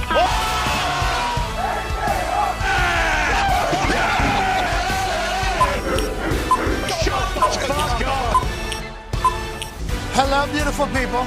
Welcome back to our humble abode, the Thunderdome, on this glorious Thursday, June 1st, 2023. Hour 3 of this program starts right now. Sports are happening this evening. The NFL Finals are tipping off. This man who is rushing back to his microphone after taking a very long leak is A.J. Hawk. The talking table is here at Boston Connor and at Ty Schmidt. One half of the hammer, Dahn. Cowboys Tone Diggs is here. And 14-year NFL icon and rapper, ladies and gentlemen, Pac-Man Jones is here. But joining us now is a man that we've never got a chance to talk to, and I fucking love him as a human. He is his own person, always has been, always will be. He's a two-time NCAA national champion. He's a two-time NBA champion, Hall of Famer both on the basketball court and in life, the incomparable Bill Walton. Yeah! Hell yeah, dude. Hell yeah. All right, Pat, good day. I'm the luckiest guy in the world. We got the NBA Finals tonight. We've got Denver, we've got Miami, we've got absolutely spectacular players, so many things going down here. The fate of the known world is in the balance. And who's gonna come out on top? And that's all gonna depend because nobody knows. You can't predict who's gonna win. Of course. You play these games. And so who's gonna be the best player? You've got Nikola Jokic, two-time MVP. You got Jamal Murray, who's come all the way back from a devastating one-time career-ending injury. You got tremendous role players with a fabulous coach in Mike Malone in Denver, an incredible fan base with Ball Arena and the home court advantage, which could be critical, and the altitude, we'll see how that plays out. I've had plenty of high-altitude training in my life. Okay, real thing. You think not only the high clouds, high spirits, lifted mindset, but I'm talking about the actual clear, thinner air at Mile High, you think is the thing? Absolutely, Pat. And what happens is that when you're not used to it, for those of us who live on the coast, 50% of the people in the world live within 50 miles of the ocean. The other 50% are trying to get there. And so when you have elevation, a full mile high, they've got it right there at the free throw line, 5,280 feet, the elevation of the city of Denver, the mile high city, where we've spent tons of time doing all kinds of different things. But at the beginning, whether you're riding your bike, whether you're playing basketball, that first couple of minutes, you're sucking for oxygen. And so one of the things that the experienced teams do, they usually try to take an early timeout just to catch everybody's breath. But what's happened in the evolution of sports, Pat, is that the nutritional advantages that the players have today, everything in the NBA today is better than it used to be. But when you have the improved medical care, when you have the physical training, when you have the equipment, when you have the shoes, when you have all the science behind you and the nutrition and the hydration, you've got serious advantages. And never discount the Miami Heat. Everybody who they've played this year in the playoffs, Milwaukee, New York, and then Boston, they made those heavily favored teams, they made them quit. And Miami plays a beautiful style. It all comes from the top with Pat Riley, who at 78 years old is still totally on top of everything, what he has instilled there in the culture. And one of the main things that Pat has done is that he has backed his coach. Eric Spoelstra will one day be in the Hall of Fame. He's already been voted one of the 15 greatest coaches in the history of basketball. But every player in that franchise, they know that they're expendable and Eric Spoelstra is not. And so quitting on the coach, quitting on the team and the franchise is your fastest ticket out of town. And so while they got a ton of players, Bam Adebayo going up against Nikola Jokic is going to be tremendous. Jimmy Butler, who can play every position in the game. And then you've got all these different guys coming in. You've got Kevin Love doing a nice job as a role player, but you got Gabe Vincent, Max Strus, you've got Caleb Martin, and you've got Kyle Lowry. Kyle Lowry, very much like a former teammate of mine, Lionel Hollins. Kyle Lowry, he wins the game. Now, he's not the lead player any longer. But years ago, he's 37 years old right now. And 37 years old, unless you're LeBron, you're not going to be dominating as the lead player. But Kyle Lowry, when he comes in, everything changes because he is able to dictate the outcome of the game. And that's what this is all about. We will certainly dive into the other things that are happening in Denver at a later part of this conversation. Excited to hear what you meant and were referring to there. But to talk about the coaching standpoint and how good Spoelstra is, and Malone seems to be loved by all of his players, is there a chance that they might be a little bit cold coming off like a week and a half break with Miami still playing? And will it matter with the style of basketball that they can play in the moves that Malone can make? That there's always a chance. It's a basketball game and anything could happen. But playing at home is a huge advantage. The crowd, the fact that the Nuggets will not get tired, they will not be fatigued, but Miami is in superb physical condition and they're used to the wild, raucous crowd. Those crowds in Milwaukee, New York, and Boston, who they've just faced, they're every bit the equal of any great home court. But what has to happen is that Michael Malone has to have pushed these guys. The top coaches, they know the pulse of their team. They know that it's not about leaving it on the practice court. It's about developing, pushing yourself, embracing the pressure and the opportunity. So when that ball is put up at center court at Ball Arena and the eyes of the world go up with that ball, the two hands going up to determine the fate of the known world one more time, then you've got to be ready. And you've got to be ready. And when you're looking at the Denver Nuggets, their game is up and down. Now, when they played Denver against Phoenix and the Lakers, their strategy there was to just run, because Phoenix and the Lakers, they are older teams in terms of their big-time stars, Chris Paul and Kevin Durant, and with the Lakers, LeBron and Anthony Davis. But the Miami Heat, they're in phenomenal physical condition. They'll be ready. The question is, will they be good enough? Nobody has been able to take the control of the flow of the game away from Nikola Jokic, who is such a remarkable player in every way. Bill, he's shooting like this, Bill. He's shooting like this. 1 foot over his head, splash. Splash. I mean, he's a combination shooting-wise of Jack Sikma, of Dirk Nowitzki, of Patrick Ewing, and he's just a remarkable mind-dominant player. He's smart as can be. There's every aspect of the game he is totally in control of. And what I love the team game. Now, Miami certainly plays the team game. Boston was unable to do that. And Denver plays the team game because their best player, Nikola Jokic, is so humble and so selfless, and he enjoys passing. And his passes are timely and accurate. And when you have that, it allows the offense to flow seamlessly, pretty much like the Arkansas River coming off the eastern slopes of the continental divide there. Oh, my God. Just like it. I mean, you were kind of painting a picture there. I saw that fucking water flowing in that thing. And before AJ has a question for you, where are you calling from right now? I think we all would like to know. Every time that has popped up on the screen, full screen, I've got a good chuckle because I'm starting to figure out there's no way that's a collage. That's an actual place. Right, Bill? This is where I live, on planet Earth. And this is a mural that I created with some of my favorite places. I am very much into nature. I try to be tuned into nature, the importance of nature. So in the upper left, you've got Yosemite. In the upper center, you've got Death Valley and Zabriskie Point. In the upper right, you've got Horseshoe Bend on the Colorado River. Then you've got Monument Valley and the huge pinnacles and the sandstone monoliths. In the lower right-hand corner, you've got the Colorado Plateau.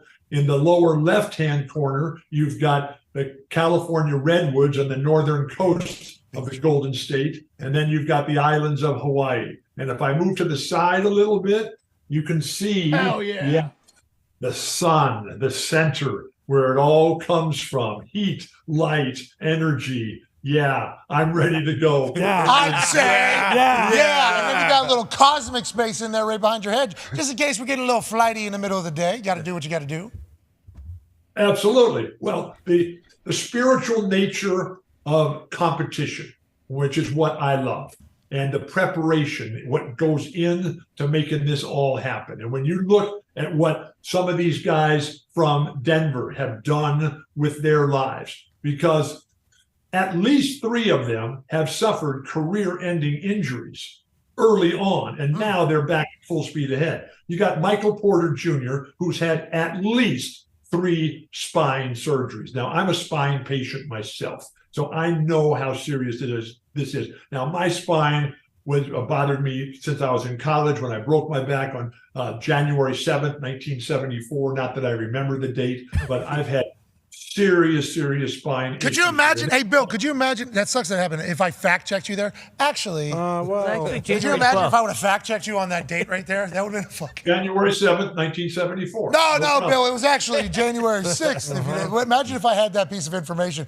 You said you're not keeping track. Imagine if I did, though. Imagine if that was like part of wrong. That would be. You'd be wrong. Yeah. Okay. Sick. But then you got Jamal Murray, who tore up his knee a couple years ago. And in the day, that injury was the end of the line. Anybody who had that injury that Jamal Murray had never played again. But now things are different. And the injuries that people have come back from, Kevin Durant with his Achilles injury, Klay Thompson with his torn ACL, Klay Thompson with his Achilles injury, out 2.5 years. The load management that the NBA is utilizing right now is fantastic. And the way that they allowed Joel Embiid, the reigning MVP, to take the time to get better. And now their careers are extended. And then you got Jeff Green.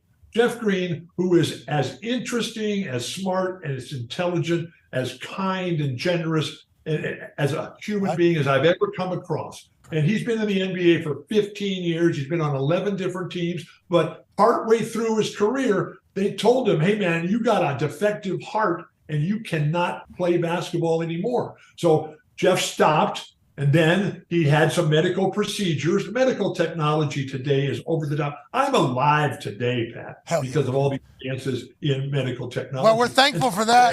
Thank you for that.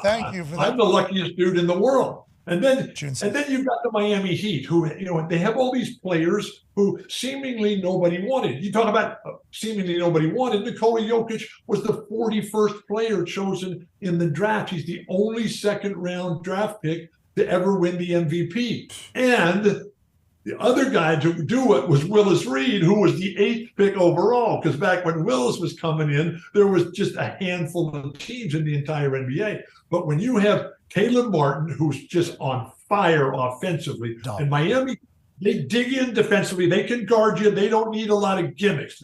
Now, they're going to be faced against a player, Nikola Jokic, who was at the top of his game, at the top of the NBA right now. And so how they're able to defend Nikola Jokic with Bam Adebayo and Cody Zeller, who will come in and do a very nice job. But Gabe Vincent can score with the best of them. Max Strus can do everything they want. And then you've got the key players in Jimmy Butler and Bam Adebayo. And Bam Adebayo's offense will be critical. He'll have to attack. He'll have to occupy Nikola Jokic, because Nikola, when he just is able to roam defensively and grab literally every defensive rebound, then it just makes it too easy on them, because the way he dribbles, there's never been a center. Now, both centers, Adebayo and Jokic, they will both drive the ball up the court to initiate the fast break. And that is just another aspect of the evolution of the world's greatest game in the world's greatest league. And so it's all on display tonight. And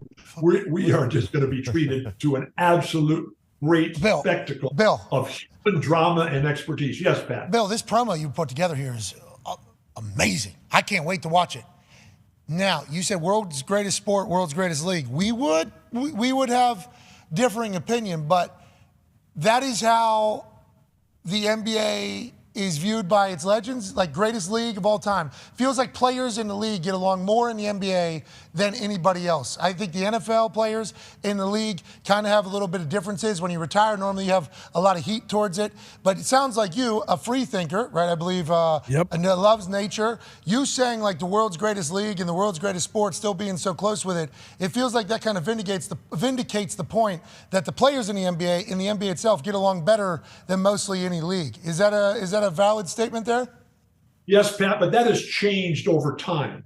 Now, the players themselves have always loved the league back from the very beginning. And what David Stern did, David Stern, God rest his soul, David Stern was the most important man in the history of basketball.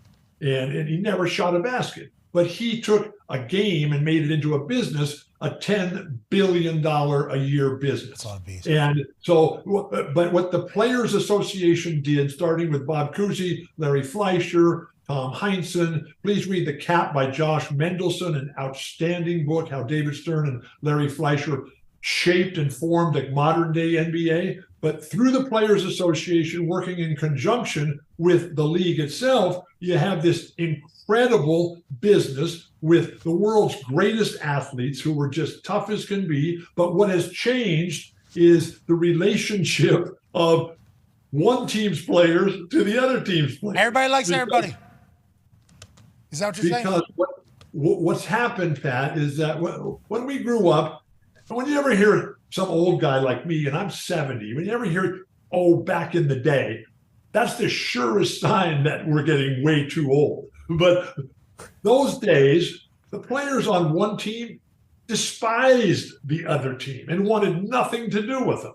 But now, with free agency, which has changed everything, the most important thing in the history of pro sports, which has made it what it is today, is free agency. The second most important thing, which has changed everything in sports today, is franchise free agency. But with players changing teams all the time, with players growing up together, with the international, with the global aspect of the game, and people, really top players, being exposed and playing with and against each other from the time they're young teenagers, they know each other. So they know that the other guys are not the devil. And so they come out and they hug and they kiss before the game. But no. Can't have it. Back in my day. Yep. Back in my day, they weren't happy to see each other. You know, this is the first time I'm seeing you in like 2 years. It's great to see you. We grew up together. Yeah, can't smile though. You know why? Because we just lost. All our fans are going to think that we don't care. We do care that we lost you. Like, fuck you for that. But also, great to see you. It is a whole new world, Bill. You're 100% right. AJ, go ahead, pal. If they're not on my team, I don't want anything to do with them. Respect. But one thing that I have to appreciate and respect, these guys today who have these remarkable lives, which have been created because of the success of the league financially, they live oftentimes very isolated worlds. And so they don't get to spend much time. So after the game, when they go, right when the game is over, you'll see them go and they'll hug and they'll kiss and they'll exchange jerseys and they'll talk to each other.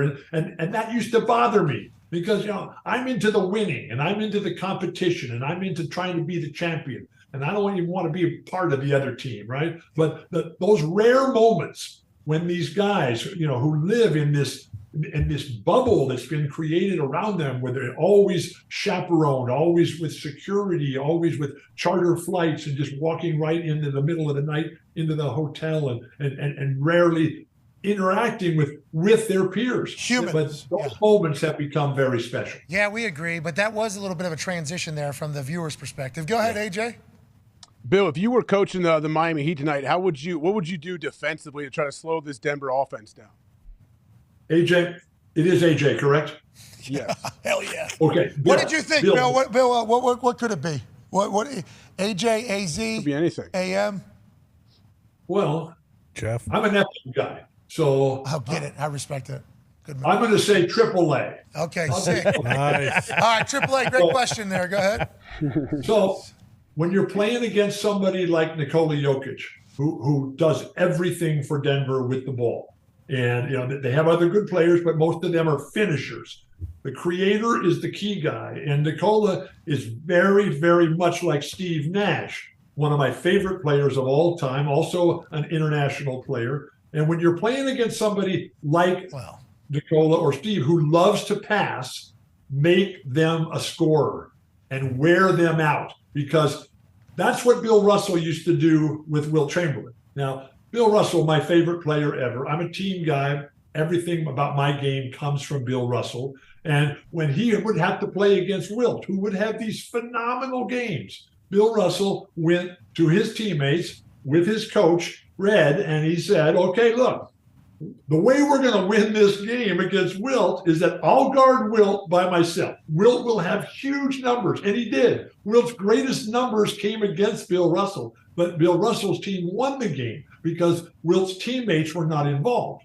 And so if Miami is willing to do that, if Bam Adebayo and Cody Zeller, who will play a key role, because staying out of foul trouble against Nikola Jokic is very difficult because he's very crafty, very skilled, very creative, and you can make him a scorer and not let him get Michael Porter Jr. or Aaron Gordon, or we haven't even talked about Bruce Brown or Caldwell Pope. These are two little guys who were just fiery sparks out there. It's like lightning on the Great Plains when they get the ball, because it's just so explosive and so electric out there. And so if they can somehow, Miami, slow those guys down and make Nikola Jokic go for big, big numbers himself, but Miami's still controlling the game. But Miami will not wear down. Miami is supremely and superbly conditioned. But their challenge is going to be to find the guy, because in basketball, it's who has the best player. And the best player is not decided on the Pat McAfee show. Well, the best player is decided on the court. And so they're going to walk out there, and Jimmy Butler, he believes he's the best player. And Caleb Martin, he thinks he's the best player. And there's an argument to be made that he should have been voted the MVP of the Eastern Conference Finals. But that's not what it's about. It's about who wins the games. And Miami won the games, and they made everybody who they played against quit. And they were so far off the radar coming in. And so now Nikola Jokic is going to walk out there and say, I'm the best player. And Jamal Murray is going to say, I'm the best player. Whoa. And Bruce Brown and Caleb Caldwell Pope, they're going to say, I'm the best player. Who's going to get it done during the course of the game? Who is going to dictate the terms of the conflict? Who's going to be the best player on the court? Yeah. One of them is. That's right. Who shall it be this evening?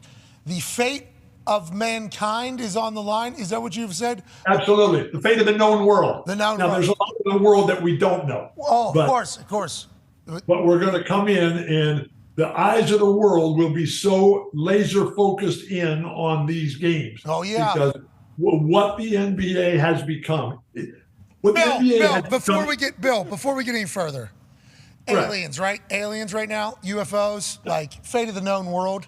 Our known world has grown bigger, isn't it? Since like whenever you were probably dancing in the conversation about maybe some other things happening in our world, and now we seemingly know everything, and the Pentagon's releasing stuff. Yep. So do we know who these people are? Have we met them before? Have you seen a UFO? Do you know the aliens? What do you think about the future of the known world, not just this evening, but forever? I love expansion. I love growth. I love blasting through boundaries. Hell yeah. And I love experimentation. I love exploration. And I was super lucky in that my parents encouraged me to be curious. My parents, they never said no. They just said go. And the greatest parents ever, zero interest in sports. But what we're seeing now, every day we find new stuff. New information, new knowledge, how AI and VR is going to change everything as we're moving forward. The delivery systems of how we eat, how we survive, how we consume our information, like the Pat McAfee Show. And then all of a sudden, they bring it all inside. And it's very much like, you're going to one of the real power spots on earth here in the state of Colorado. I mean, there is so much goodness going on there. And then I'm not sure if you were there, Pat.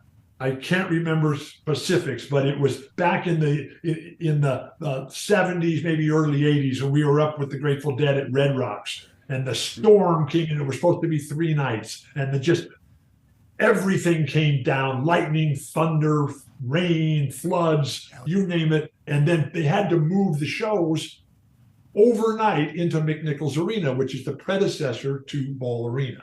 And so, as we were able to make that transition, and the key for all these guys is going to be the transition, because one of the things that makes basketball the greatest game is that it never really stops. You're just up and down all the time. That ability to keep it going, to keep that flow, and to be willing to embrace uncertainty, risk, failure, doubt, and hesitation, all the things that come in when you're walking out there. But once that game starts, you're going to say, hey, man, we've done this before. Let's go. Let's play. Who's got a game? Who's in shape? We were at Red Rock yesterday. Yeah, come on. This ain't nothing. This is no problem at all. That was magical there. AAA really led us into a conversation about all things that we couldn't have fathomed, but thank you for taking us on that ride you just took us on. Unreal. Pac-Man has a question for you, Bill. Bill, like you said, a lot of things have changed. The cannabis, I'm a big believer that cannabis in sports have a big play in today. I've read up a little bit. What do you think about the cannabis in sports, the ayahuasca, the mushrooms? How do you feel that help the players' treatment and all of that? I've read about some of that stuff. Yeah, seems really interesting. And as one who's believes in experimentation and exploration, I'm always willing to learn more. Now, what was your name again, sir? I didn't catch the introduction quickly. Pac-Man Jones. Pac-Man. Oh, my goodness, yes. I think I know you. Yes. No, everybody knows Pac-Man, yeah. No, you've just been gobbling us all up. Yeah, there it is. No, I know Pac-Man, yeah. So that sounds like he didn't know. Two of my favorite people in the history of sports, Al Davis and Red Auerbach. They were about winning, and they were about getting the job done. And Red and Al, they always just said, whatever it takes to get the job done. We live in an organized, rule-based, law-based society.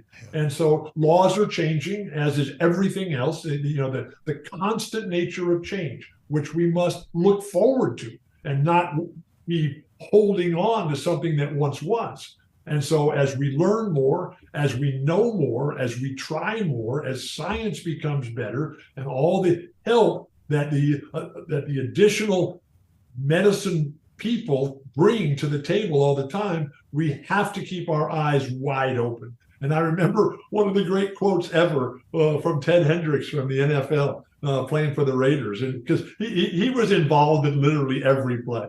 And so, but he never got hurt. And Ted ended up after his career living here in San Diego, and we'd see each other all the time and just has share so many wonderful moments.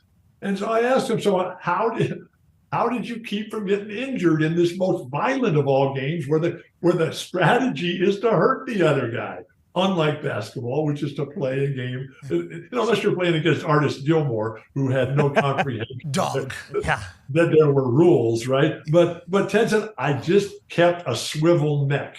And the ability of all of us to keep that swivel neck, to look and see what's coming at you from all ways, because the forces of evil, they're constantly swirling around us, and we have to find those sacred places, like Colorado, like the high in the Rockies, like where the buffalo roam, and the launching pads to the universe, and the world is zeroing in right now on Colorado.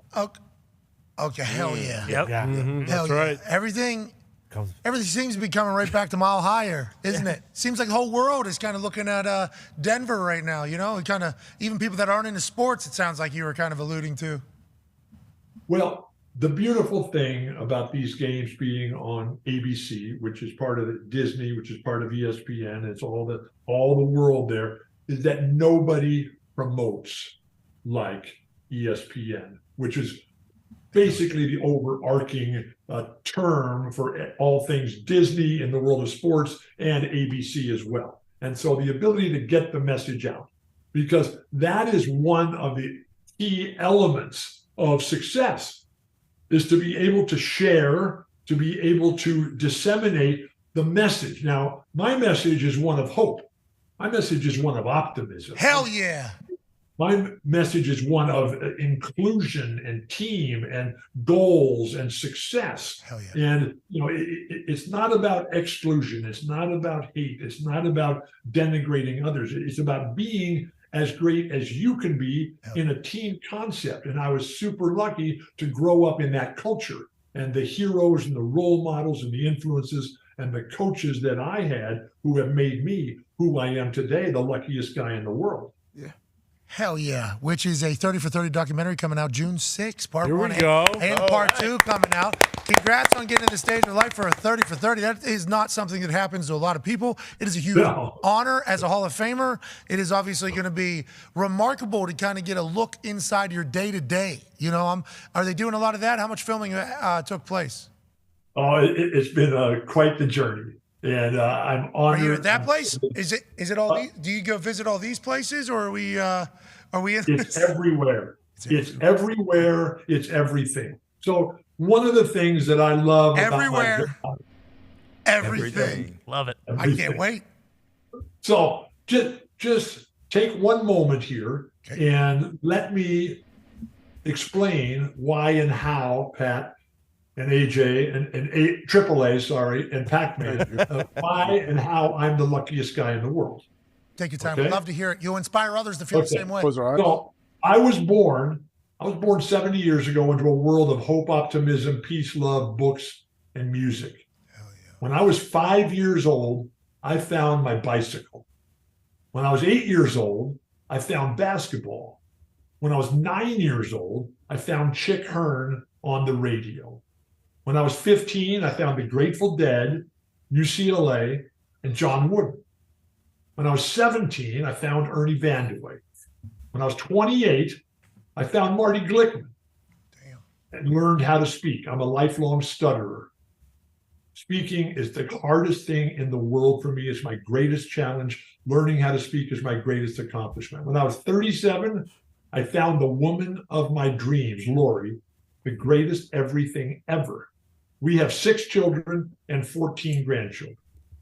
When I was 55, I found Dr. Steve Garfin, Dr. Liz Stimson, and UC San Diego Health System. I have never been healthier in my life. When I was 56, I found Pat Kilkenny and Ted Raw.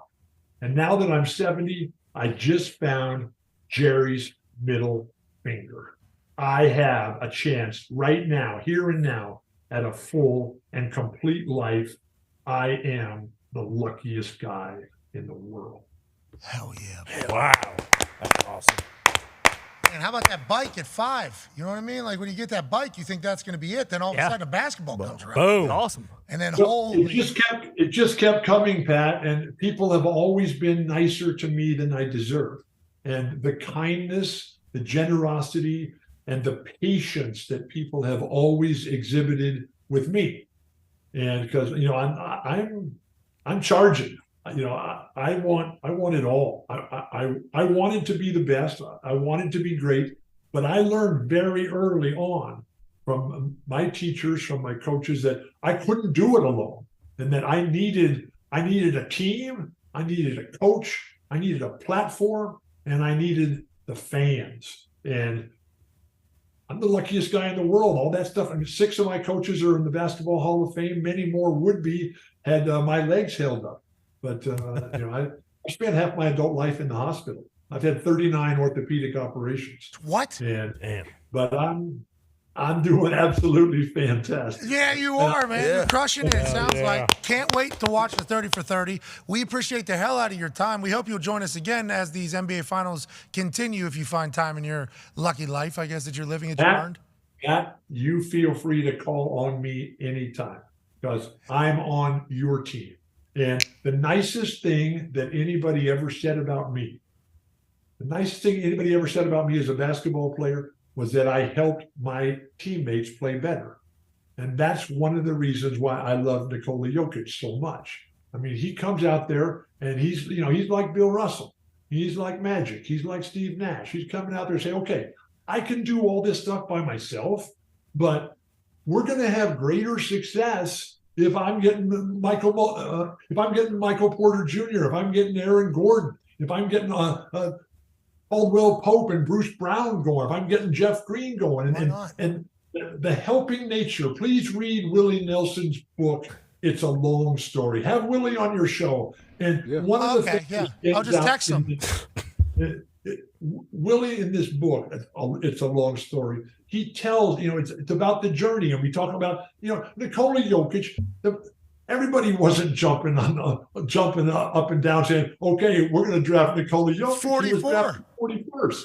Oh, 41st. And even then, they were not even sure about that. Guy rides back to horses. Yeah. So in Willie Nelson's journey and all the hurdles. Now we see Willie Nelson today, and he is absolutely on top of the world. Amen. And everything is at his command.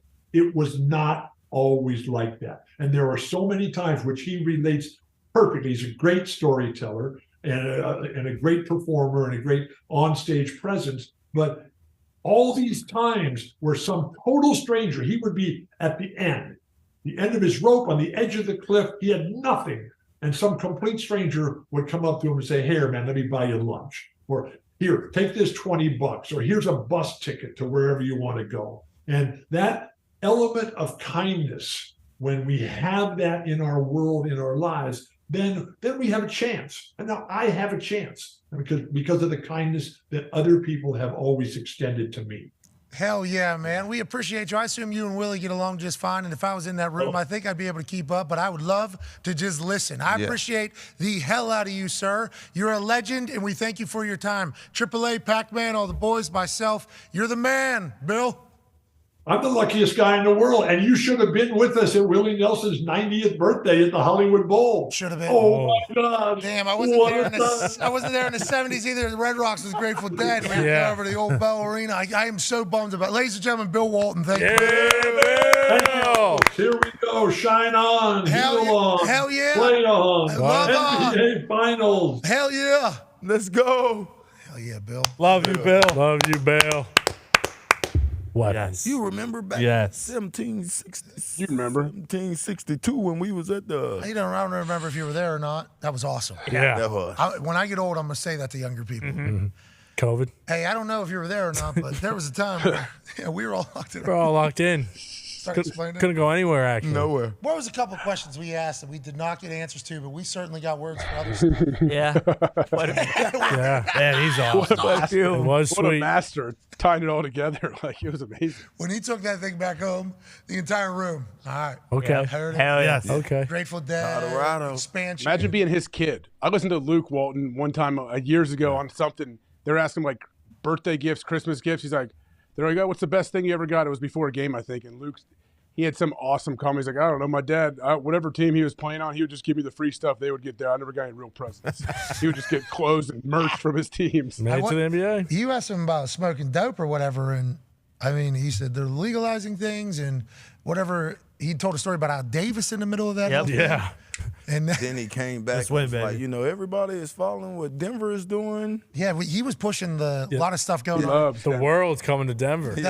What do you call it? The trajectory to the universe? No, the tarmac to the universe. Not the epicenter. It's something, right? Something to. He was acting as if things were Gateway? getting Gateway to the universe Gateway, or something. Yeah. It was something along those lines. I'm like, okay, can you just?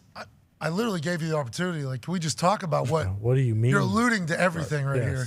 Why don't you do your own research? It's pretty much The alien stuff too. you Yeah. smoke I was the alien thing. I thought he maybe have interacted with a few. Yeah, Probably has. Felt like it. I, It did in a good way. oh, okay. All right. There's nothing wrong with that. Let's go to the phones. Thanks for joining us, Bill. Thank you, Love Bill. it, Bill. I mean, it's a basketball game. No way to predict what's going to happen. Yeah, exactly. You're right there. He's 100% right. He is. Spot on. Just like Dan Orlovsky earlier gave us a couple breakdowns. What's the best way to beat Patrick Mahomes? You don't have him on the field. You tackle him. Gotta tackle him. And you score more points than he's. Yeah. Okay, it's football, Dan. It's football, Dan. But he dove into it a little bit. Bill Walton just breaking it down. Hey, this is what's going to happen here. He knows Exactly. ball. But maybe that's how it goes. This is a much more intriguing matchup than I could have previously experienced or thought after he cut like 4 promos for it. Yeah. I mean, he came in ready to cut a promo for that NBA Finals. Oh yeah. Is he calling the game? No. No. No. Does he call college? You sure? Yes, Yeah, he he does. does. Pac-12 Dave games with Dave Pash. What else? Does he do podcasts? Does he do daily? I don't see him on like, is he? I don't think so. I I think he so, would. no. I think he would if he was asked. I think he would do podcasts and stuff. I think so too. Yeah, he'd crush. He likes to spread his positivity. Yeah. I am worried about the series, though.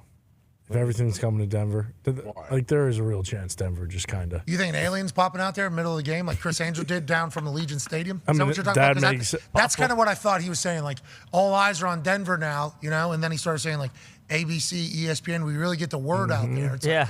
is an alien about to fucking pop up out of the ground in Denver sweet. during the finals here? It's a good question. I don't know what the fuck he was talking about. Me neither. And now I don't know what to think of this series either. I'm way more confused now than I was before Bill Walton came on. But I'm excited to watch. Yeah. Absolutely. I'll say that. I'm excited to watch tonight. I love Bill. Yeah. Love him, dude. Yeah. Love the guy. There was one time, middle of the answer, he took a turn, just completely we're not doing that anymore. Left. Well, you gave it to AJ. All right, AJ, go ahead. Yeah, And Bill back. took it and ran. Who that is? AAA, Pac-Man Jones. I think I know who I know that is. Pac-Man. He eats people in the video game. He's chasing us. I just wanted him to give a name that he thought you were so bad. Oh, AAA AAA's forever. good. Then, AAA. speaking of other names that just were said one time, Bruce Brown. Yeah. The whole promotion of Bruce Brown. That was awesome. yeah. Which came through a AAA namesake way. I mean, that was a real. Yeah. That was awesome. Mind fuck. Let's go to the phone. we're all connected. Amen. Well, the universe. Yeah, everything's connected. Yeah. Man, those hippies, dude. They're the best. They were wide open. Oh, yeah. Yeah. And I do believe that all of them that I've ever encountered have a genuine hope for super positive stuff. Yeah. Love. Super Absolutely. positive. Definitely. But they will get pissed off about some things. Though. Mm-hmm. You know what I mean? There's some hate in there as well whenever they don't like what's going on. And Bill, he's got that 30 for 30 coming out. We didn't know that until today, literally. Had Bill booked on the program. Did not know it until today that he had a 30 for 30 coming on. Gonna be June sweet. 6th, I believe. Did I get the date right? Yeah. 6 and 13. The American Gladiators documentary, part 1 and part 2, was out the last 2 nights for 30 for 30 on ESPN. Yeah. Kind of devastating. Johnny Vegas seemed to steal the idea from some guy. Yeah, Johnny Vegas kind of a scumbag. Also, That's how the documentary was. Yeah, that's how the documentary painted him. And also, at the end, you get to hear from Dan Carr, the guy that he allegedly kind of stole Gladiators from. But really, the hardest part was seeing the Gladiators later in life and how much, like, how fucked up their lives. Do you know how injured these gladiators were whenever we were watching this as kids? They were getting fucked up, dude. Oh, yeah. They were getting. I mean, imagine what they were doing to the competitors. They remember speedball when they would run, try to dump the little ball, and they would just it was just clothesline shots. Yeah. You're like, there's like dislocated fingers happening on a very regular basis. Oh, yeah. Dude got so knocked out. They showed it yesterday. It was crazy. during Muscles speedball. torn, nose broke, just like everything. And they're all juiced out of their minds. And they were scared to get Wally pipped too, so they would fucking just go out there. You know the O'Hearn, Michael O'Hearn. Yeah. Yeah, he was on the revamp. He was an alternate gladiator for the original one, though. So, like, he was. If anybody was to get hurt and an alternate was to come in, he was just sitting there, and he said, like, they knew that if I was to get in there, he'd probably steal the show, pretty much is what he said, which probably would have been accurate if he gets in there, if he looked anything like he looks now. He has only gotten more jocked and more handsome. Yeah. As he has gotten older. He was in it last night. He's always looked like that, I feel like. He has always been, like, in bodybuilding shape, I feel But like. he was go compete. He was the alternate gladiator that they used to have just sit around. I guess that every single day they had alternate gladiators just like sitting up in a bullpen. So all these gladiators who have experienced a much different life from being able to do this, they were like bodybuilders or athletes that kind of weren't in professionals anymore. So they were all scared to death to lose their job. Can't join the club in the tub or whatever. So just like professional sports, they were playing through a lot of injuries. Yeah. A lot of them got really fucked up because they were scared to lose their job because it was the best thing that was happening to them or whatever. It was a wild story to kind of revisit, but American Gladiators was awesome. Oh my The God, best. The best. I'm happy I still think that after watching Oh, it is. 22 minutes of combined both documentaries. Sure. Yeah, it still reminds you how great the show itself was. It's just it's tough because of the main guy and everything he did to the Gladiators and how the Gladiators were treated. So like the show was unbelievable, but hearing about behind the scenes sounds like the kitchen making the sausage was a little bit. That'll happen. Let's go to Billy and Plum on the 5-hour energy phone line. No way. Billy Bones. What's up, boys? Pat, AJ, Pac-Man, how you doing? Hey, that's not Bones. I do not believe. No. Everything is good though, Billy. What do you want to talk about, pal? Billy, Patty, you know who this is. It's your boy from high school. The one that died was in a coma. But anyways, I want to say that Bill. Love Bill. Yes, it's Limegrover. I love Bill. Hey, He's the man. Billy. I got to meet him. Billy Limegrover was dead and came back to life from our high school. That is a dog. Holy shit. What happened? I was in a crash? car wreck. I can tell you. Yeah, what year was that? Yeah, after we graduated, 06, February 26th of 06. So I graduated 05, but I was there. Dead. You were in college. Yeah, I remember. Billy, great to hear from you, pal. Let's go, Bill. Billy, what do you want to talk about, brother? Well, after that Bill dude, he could lead me into many discussions, but really, I got something for Boston Connor and Cone Dick. God damn it. To dive in deep into. My family's deep in the military and stuff, so I see a lot of things. But also, you know how you guys all are into this alien shit? Yep. Supposedly, an Army dude said that there's going to be a false flag with aliens. And have you seen the 3D billboards they can do now? No, I have not seen that. Holograms? Yep, it's fucking amazing. So that's my guess of how this false flag is going to work. But, I mean, you guys are all about the aliens, so I figure it's about time I give you information. Thank you, Billy. Happy you survived. Billy Limegrover. That is a beast. Fast. Yeah, I believe he died, car crash, dead, and then came back. Damn. And now he has some information on some aliens. What do you say there's going to be a false flag? False flag, yeah. What does that mean? I don't know. I'm not sure either. So it's going to be a not real sighting. Oh, is this Logan Paul? Oh, that would make tons of sense. Anyways, he did a false flag operation, Logan Paul? No, so Logan Paul allegedly has a video of a video. Yeah. Like the only person who has a video of a video that shows what it is because he privately recorded it. Mm-hmm. Logan Paul, undercover investigative journalism. Yes. Gets a video. He says he will release it at a certain time. And he got Bill Walton come on here like, all eyes are on Denver. Yeah. And he got Billy, I haven't heard that name long time calling in saying false flags coming. It's like, what the fuck is going on? What's going on? Okay, listen, my brain is too simple to be taking in all this type of information. I try to keep this type of shit out of my life. Mm-hmm. But if someone's about to pop off, somebody let me know. Heard the AI people said we're done. Extinction coming. Yeah. What is the deal? I'm too dumb to understand this whole thing. Yeah, Are we AI? Unplug it. Unplug it. Let's unplug this fucking thing right now. But unplug it. It's too late. Too late. It's sentient. It's in the internet. It can't be killed now. Nope. Just unplug We're it. dead. It's impossible. Why don't we just unplug it? Can't. Doesn't matter. Solar. There's a documentary about Someone will that. invent another one. Well, block it. Block the solar. Put your hands up like this. You heard Bill? Exactly. Hell yeah. You heard Bill talk about the sun? You heard him talk about how powerful that sun is? I think it's right in the middle. Power, energy, love. In the center of it all. It's got an air. Oh, shit. What if the aliens are in the sun? We can't survive that. I don't know. The moon's certainly an option, though, right? Yeah. At least a base for them. Sure. Obviously, none of this is fact check. No. Well, But it's worthy of a conversation. Bill was in the fucking space when we were just talking to him. There's allegedly a base inside Mars as well, per the Israeli Space Force Secretary of Defense. That actually, Per the door that was in the photo that came back, literally to the inside there, that looked eerily similar to ours. And, we've been asking a lot of questions about a lot of serious stuff for a long time. Sure. That's right. Them living inside the things. I don't want to say I'm the first person, but I was one of the first people to be like, hey, they live inside these fucking things. And it seems like that's probably the case. Very big chance. You were. Especially whenever you talk about like our alien, Elon, becoming a digger. Right. Like an expert digger inside of things. Tunnels. It's like and then he's got the Falcon thing. Where'd he get that? That just goes up there and then comes back. And why does he want to go to Mars? For what? And he's a billionaire 7 times over on our worth. And if the Israelis are confirming it, you better believe it's true. Well, I don't know what that means, but I hope that's true. I mean, they were the first to know about the zombies in World War Z. So, okay, so documented. Well, and World War Z, they didn't know, but they have this method of ruling where it's 10 people in the room, and if everyone agrees on it, one person has to disagree, no matter what. Does not matter. And that one, everyone agreed. Zombies weren't real. One person said, but if they are, and then they built these walls around Israel. Kept them all up. Yeah. What year was that? Was that 2000? I don't know. Brad Pitt was in it. It was a movie. Brad Pitt, was he the leader of Israel? Yeah. No, he was a scientist. Yeah. The movie stunk. No, that's not true at all. Movie didn't Documentary? stink. Documentary, and it was unbelievable. Movie did not. Let's go to the phones. Let's go to Aaron in Cincinnati. What's going on, Aaron? Hey, what's going on, Pat? Congratulations on being a father, man, first of all. Thank you, bro. Poops are getting big. You know No what I mean? problem. Farts are getting smelly. Absolutely. Wife is kicking ass. It's been a lot of fun. I appreciate that, man. What's going on, pal? No problem, man. Well, hey, me being from Cincinnati, loving the Bengals, Joe Burrow's an Ohio fuck. Yes. Mm-hmm. That is true. You, no. Cincinnati, Ohio. Ohio service. The Bengals have a real shot at being Super Bowl champions this year, Pat.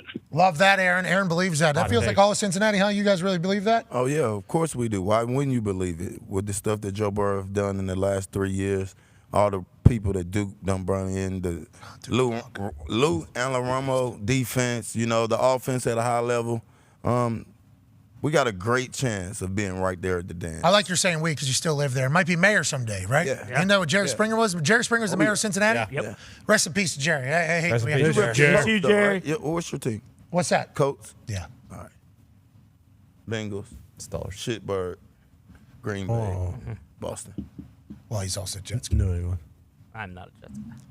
I don't think sure he's hope rooting not. for a lot of success on that team. No, you should. Why? I thought we liked the guy. I thought we wanted Well, to I see him do. have great success, go to greener pastures, have Oh, no, that I don't moment to wanna go ahead and see that. hoist that Lombo. I'd love to see him play well. I do not want to see the fucking Jets win a Super Bowl. No, they win a Super Bowl. His legacy. You get to continue to talk about multiple-time Super Bowl champion Aaron Rodgers. We've already talked about it. Then guess what? He's going to be in a fucking Jets uniform, and I'm not doing that. Mhm. I'm not going down Forever. that road. Yeah, I'm not. he's because I'm not doing that. he gets an MVP over there, breaks a couple NFL records there. Yeah, Peyton 2.0. Bingo, wins a Super Bowl over there. Like, you get a chance to be happy and say, like, you know what? He was with us for a long time. Matthew Stafford, whenever he went to the Rams. Bingo. Peyton Manning, when he went to the Broncos. All the Colts fans were super pumped when Peyton won a Super Bowl and broke all those records with the Broncos. And the only jersey you saw him in for 5 years after he retired was a Broncos jersey. Everybody loved that. That's good because you get to say, that's our guy. You'll be able to do it with Aaron. Not a chance. No split jerseys in Green Bay. None of that bullshit. We're not doing that. No ill will. I obviously love the guy. Want him to play well. I'd love to see him, take him to the playoffs, but win a Super Bowl? No, not a chance. Yeah, Lombo, the confetti, like he was Not a with Miles Teller and Kelly Teller as August was coming down from Folklore. What? He's tripping balls out there, having a good time. He was in a trance of talent. Only if they played the Packers in the Super Bowl and somehow, beat them or something like that, that would stink even more. But also, then knowing that Jordan Love's a guy, and that'd be the only way where I'd be like, okay. Very this wishful thinking. I don't know, Jordan Love. On both sides of that coin. You're a better man. Very wishful. I don't know. Have you heard Jordan Love speak? Have you heard how deep his voice is? I'm thinking He's got a little bass in it. Yeah, I'm saying. Did you see him squeezing butts on the boat this past weekend? Because, he was. I did not see that. I saw him on the With boat. A.J. Dillon. They're having a time out there. He was dropping a couple dimes at OTA yesterday. Yeah, and we're not talking about footballs. No, he is. Oh. Yeah. Okay. But it seems like Jordan's the guy. He might be. Let's go. Yeah. Let's go. Come That's on. good for you guys. So if he is, Aaron wins another Super Bowl. No. Not a chance. I don't want to see that. I AJ, don't you don't want to see that. your friend win a Super Bowl, dude? That's fucked up. No, I'd be okay with him winning the Super Bowl. Sell out. That's because you don't care about anything. Sell out. Okay. It's because the Packers won't retire his jersey, so he's. Yeah. Oh, that's a good point. Yeah. This one? Yeah. Yeah, I'm hanging on that one. You are. Hanging on You are. That's what you told me. Yeah. That's why, I definitely told you that. you know, whenever you got that sack and you flipped the coach off, I heard it was because the coach actually said, you get a sack, they will never retire your shit. No chance. And you said, fuck you, I'm going up in the rafters. That's what you said, right? It would be weird though, Ty, to see the Packers Jets Super Bowl. That'd be a bit. I don't know. I Well, mean, what'd you do? You wear a split jersey like your wife did whenever I don't. You know, I'm an adult. I don't really wear jerseys a whole lot unless I'm in the game. But if I, Come on. you can. I'm fine wearing people wearing them. My kids have jerseys, but I just don't. It would be weird because I'm still a Packer fan, obviously, but I'm an Aaron fan as well. Your wife kind of started that whole split jersey thing. Yeah. Oh yeah. Yeah, if she could go back in time, she would not do that. She has said that many times. I saw a clip of Brady Quinn getting slaughtered by Roman Reigns. slaughtered. In college or whatever the other day. Oh, yeah. Somebody tweeted me and was like, AJ would love to see this, I think. And I'm like, I bet he would. I think so. Hey, just watching Brady get slaughtered would be. Roman was flying around. He was big. He's a big boy. He was can big. move, too. He can move. Head of the table then. Just had it. I don't know how. He's like the most. He's so handsome. Oh yeah. You know what I mean? Oh, yeah. So handsome, so jocked, and his family obviously all in professional wrestling. But I wonder if he was like The Rock, like, no, I don't want to do that. I wonder if they feel as if going to be one of the greatest WWE superstars of all time is like, that's what the family wants me to do. Yeah, exactly. I want to make it to the NFL, you know? Because I'm watching these plays that are popping up from him playing at Georgia Tech, and I think we played against him in his last game down at the Gator Bowl, I believe. I think that was the case. He was a fucking dog out there. Beast. Flew around. Would be able to perform in the moment, too. Oh, yeah. We've all seen Yeah, he he's has our the, tribal chief. Yeah, he is. He is our tribal Yeah, chief. and we would stand for. We would stand for him too. If Does he was on Brady football remember field. the tribal chief fucking sawing him in half or what? I would imagine he does remember it for real. But Roman Reigns is doing something right, man. Like, my kids don't even really watch wrestling, but they love Roman. Like, if he's on, they're going to find him. They want to see it. You think Brady knew? When he got hit. Yeah.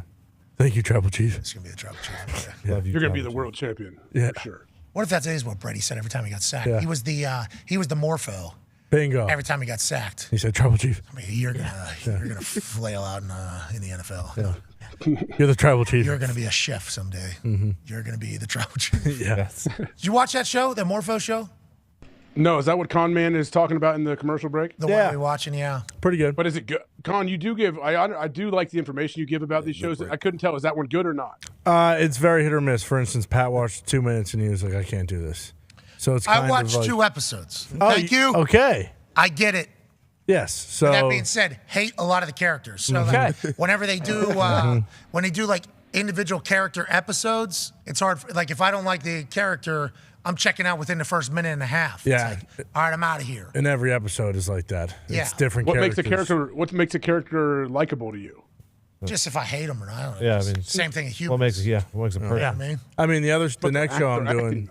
Yeah, but I'm not saying I hate the actual human that's playing the person. I know. Oh, I know. Said character, like I don't care to learn about. Like what is this person's what is it called? Life potential? Potential, there it is. Yeah. What is this person's life potential? I don't care. In my eyes, get that person's life out of my fucking life. There you go. You know what I mean? What? But it is a good concept, I think. It is. And the finale is pretty good, set up for the next. Oh, whole really? season. Yeah. Speaking Pretty of, good. What's that? Are you caught up on Ted by any chance? No. Oh, the last 2 episodes and the finale. One of the best finales I've ever seen in my life. Really? Yeah. Very good. It was good. I'm at the one where she fell in the waters in that creep's boat. In Amsterdam, yep. Okay, how far into that whole thing is that? You got about another halfway? 6 episodes, yeah. Okay, so we're about to turn it up. Yeah, halfway. Yeah, the last 3 episodes are very good. Okay. There was Watch that- Ted there- Lasso pack? No, I didn't. Ever? No. Pretty good program. There was a storyline in the middle that we could have done without, but Was that the one I'm talking about? There's a couple of those. no. Yeah, a couple of those. I had to do with Kaylee. Oh, where she with the investor? Jack. Yes. Yeah. I'm still on Succession. What episode? What season? I'm on season 2 now, episode 4. Oh my God, here we go. I'm dialed in. It's Hey, good everything's stuff. in. Everything you're about to see right now is about to all come back up and play. That's right. Yeah. Pay attention right now. Pay attention. It's a big Silo, deal right now. Apple TV, also good. Silo's I know tough. you got 15 seconds. Silo was tough. Yeah. The way they were setting it up, okay, we get it. Mhm. I mean, like it's a Sims in a world, you know. Shrinking. Not really, but I understand. I watched that Shrinking movie with the guy who plays the. Not Siegel. Jason Segel. Oh, that one. The show? Yeah. That one's great. That is a good show. Yeah. I thought you were talking about the movie that you Downsizing. You watch that movie yet? What was that? What is Downsizing? It's the worst movie ever created. Who's in it? Damon. It's Matt Damon? And Krasinski? So mad at Matt Damon because I will follow him blindly. Even Me whenever too. he made that movie about that corn syrup hustle. Oh yeah, The Informant. That I watched because That's a great movie. It is Yeah, a great that was movie. good. I wonder, did you know that polar bears put their paws over their nose so that nobody can see the black of their nose whenever they're hiding out on a glacier or whatever? That was just being a sentence in the movie, made me a fan of the movie. I'll follow Matt Damon wherever. That Downsizing movie is the worst movie ever created. It got like a 20 on Rotten Tomatoes. Very lowly rated. Not the only movie that's gotten a 20, but very lowly rated. A lot of movies get 20s, right? Oh, yeah. Especially lately. What do you mean? Like what? We are bummed to. We think the second wave is going to be bigger, though. Yes. So, like, do they count the money that happens in streaming to movies as their overall money made? I do not believe so. They do not? Why not? That's pretty rude. Separate from box office. Box office, Everything is yeah. separate from box office. Is that a because- deal with the studio? Yeah, exactly. Because I think it's different how that money is being allocated or where it's going. The way Bert was laying it out, though, was like, So you're talking about the Machine movie, right? yes, we're talking about the machine because I think stream-wise is going to do really well. Yeah, Did it do poorly at the theaters, or did it get a bad rating? But what's the fan score? I guess doesn't I that don't know, all that matters? Made a few million, right? did very poorly at the theaters, but I think it was kind of they were just saying like same deal. Like if you love Burt Kreischer, if you love his stand-up, if you love this story, you'll love the movie, and if you don't, like you're not going to. But what I learned from a Burt Kreischer promo through the whole thing, which he was promoting the shit out of, he said like he felt as if his movie did good, there'd be other comedies that would be able to be made pretty much. Like that was a message he was sending. And I'm like, damn, did they actually tell him that? Because if that's the case, that's a shame because like I'd like to see Tom Segura give it a go. Yeah, for sure. Just in that same room. I would like to see Tom Segura get a shot at making a movie or Schultz. I mean, imagine Schultz putting a movie together or any of these other brains. Burr, I guess he's able to create whatever. I was going to say, he's a legit actor. Like, yeah, but he also creates all these things too, right? Didn't he create that for yeah, family and all yeah, that shit? but on top of that, like big movies, like he actually will get like an acting role in that. Like he can basically do whatever he wants. So like them saying like if Bert saying that was kind of like alarming to me. Like, oh, who told him? Like did the studios tell him that that's potentially the case, or he just thinks that's the case? Because I was kind of anxious to see what the number was because there's a lot of incredibly talented, funny humans right now. Oh, yeah. That I think we could potentially just say, hey, like. You guys want to do some stuff? Make something. Well, it was interesting that like he already had a deal with Netflix for his stand-up and everything, and you're right. Like if that would have been on Netflix as like a new release that weekend, like a shitload of people would have watched it. So many people would have watched it, and it just same deal. Like you put that in theaters over Memorial Day, and you can't you can't really know what else is going to be out, but like The Little Mermaid was coming out, which is like a massive deal, like a shitload of people. It's just a lot of money. It's one of those things where if you're Wasn't not Mario Brothers still killing it? Yeah, too? for sure. If you're not a Burt Kreischer Hey, people fan, like that movie. Movie's good. Oh yeah, 1.25 I loved billion it. at the box office. Mario Brothers? Yeah, people love the movie. Like, shoot, love the movie. second biggest animated movie of all time. Still going. Unreal. Congratulations. Yeah. Chris I Pratt. saw 88% on that movie that Bert made right there. audience. I saw in the judge. Yeah. He had a good audience score. Audience Yeah. score He was wanted it good. in the theaters, though. I know he really wanted to be like in theaters. All right, well, it'll end up making money back, I assume, whenever it gets into streaming. Yeah. All right, congrats, Bert. Way to go. You got a movie. You You know, got a movie Bert, about your life. That's a big deal. Yeah. it's Not a cool. lot of people get that to happen, so congrats. Still a success. Smashing sure. success. Spent like 4 months in Serbia filming that thing. Can you During imagine that? COVID, I think. Yeah. Let's not be gun shy there for other stuff, though. Like, let's. Yeah, keep shots on the board. Yeah, let's keep putting them out. Keep going. Come on. Don't stop shooting. We need content. The writer's strike going to be something? Is that going to affect stuff? Oh yeah, month still going strong. Movie wise, probably not so much, but TV is really A lot of content creators creating stuff right now. So how is that a part of the conversation as well? Because I see that Ted Lasso crew, they decided to pick it alongside of them. And I think Jack Carr said like he's not going to write or for the thing as well. the show, yeah. So I think like some people, or is there going to be Is it really going to affect as much as it maybe has in the past, or what? Yeah, for sure. There are TV shows like right now that are getting canceled after one season that were like greenlit because like the writer's strike has basically just thrown production. And then now the studios are like looking back and it's like, okay, well now that we have this time, we can look at this and like, is this worth the investment? I don't think so. Oh, really? Yeah. Movie wise, I don't think it's not really gonna matter because like a lot of those people like are just doing that on their own and then some studios buying it. But like TV shows where like they have a room of writers that write every single episode, like yeah, that'll. Sex and the City's coming back. I It think. is, yeah. And, right? My wife was all jacked up. Yeah. So The real one or a pre-make? A pre-make. I don't know. There's some woman getting rejoining the crew. Yeah, it's a sequel series. Saw that. My wife's all pumped up about. Yeah. Oh, there's a. She said that the people that were reporting the return of this character were underselling how important the return of this character to Sex and the City was. She thought like anybody that knows Sex and the City. Well, yeah, they were fighting, Big right? bat. Weren't they fighting She with her? is very important to the show. Oh, Samantha. Yeah, She's your favorite character. That's right, basically Paul? what Sam said. Sam said like the return of this character Have to have her. means the return of Sex and the City. Like Sex and the City might have done some stuff in the past. She is the sex I heard. Oh yeah, she had She a lot of is. sex. Oh. She's back. She was a floozy. Whoa. Like what was going through Shakira's jaw. Big boy. All ties back. Probably was Samantha. That jaw clip, pretty good. Yeah, that was fun. Oh yeah. And true. Bill Walton. Let's knock it down. Yep. First bucket. Yep. Oh my God, that's 4. The fate of the known world was on my. It was. No. When did he start saying that? You think? Oh, Who knows? After the first or second time. Forgot to put a belt on today. I'm losing a little weight in the ass. Okay. Here we go. And bad news on the day.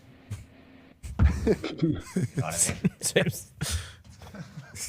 World is the two sides of the coin. Seems like more good. More good though.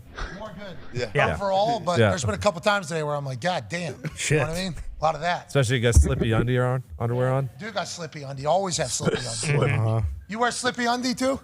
What does that mean exactly? Well, I wear what I wear it compression shorts. Yeah, compression is slippy undies. If you wear cotton, that's what I cotton's wear. not so slippy. Lululemon. Oh, no. First time I wore those, when I went to West Virginia, they had the compression like tights or whatever yeah. with the fucking things in there. First time I wore them, I'm like, oh, like this is my underwear forever. That's sweet. This is what I'm going to wear for underwear for the rest of my fucking life. And how come nobody else is doing this? Because if you got larger thighs, everything that was back in the day, I mean, we're cooking in there. It ain't get the job done. You're just brewing for a fucking blister, everything in there.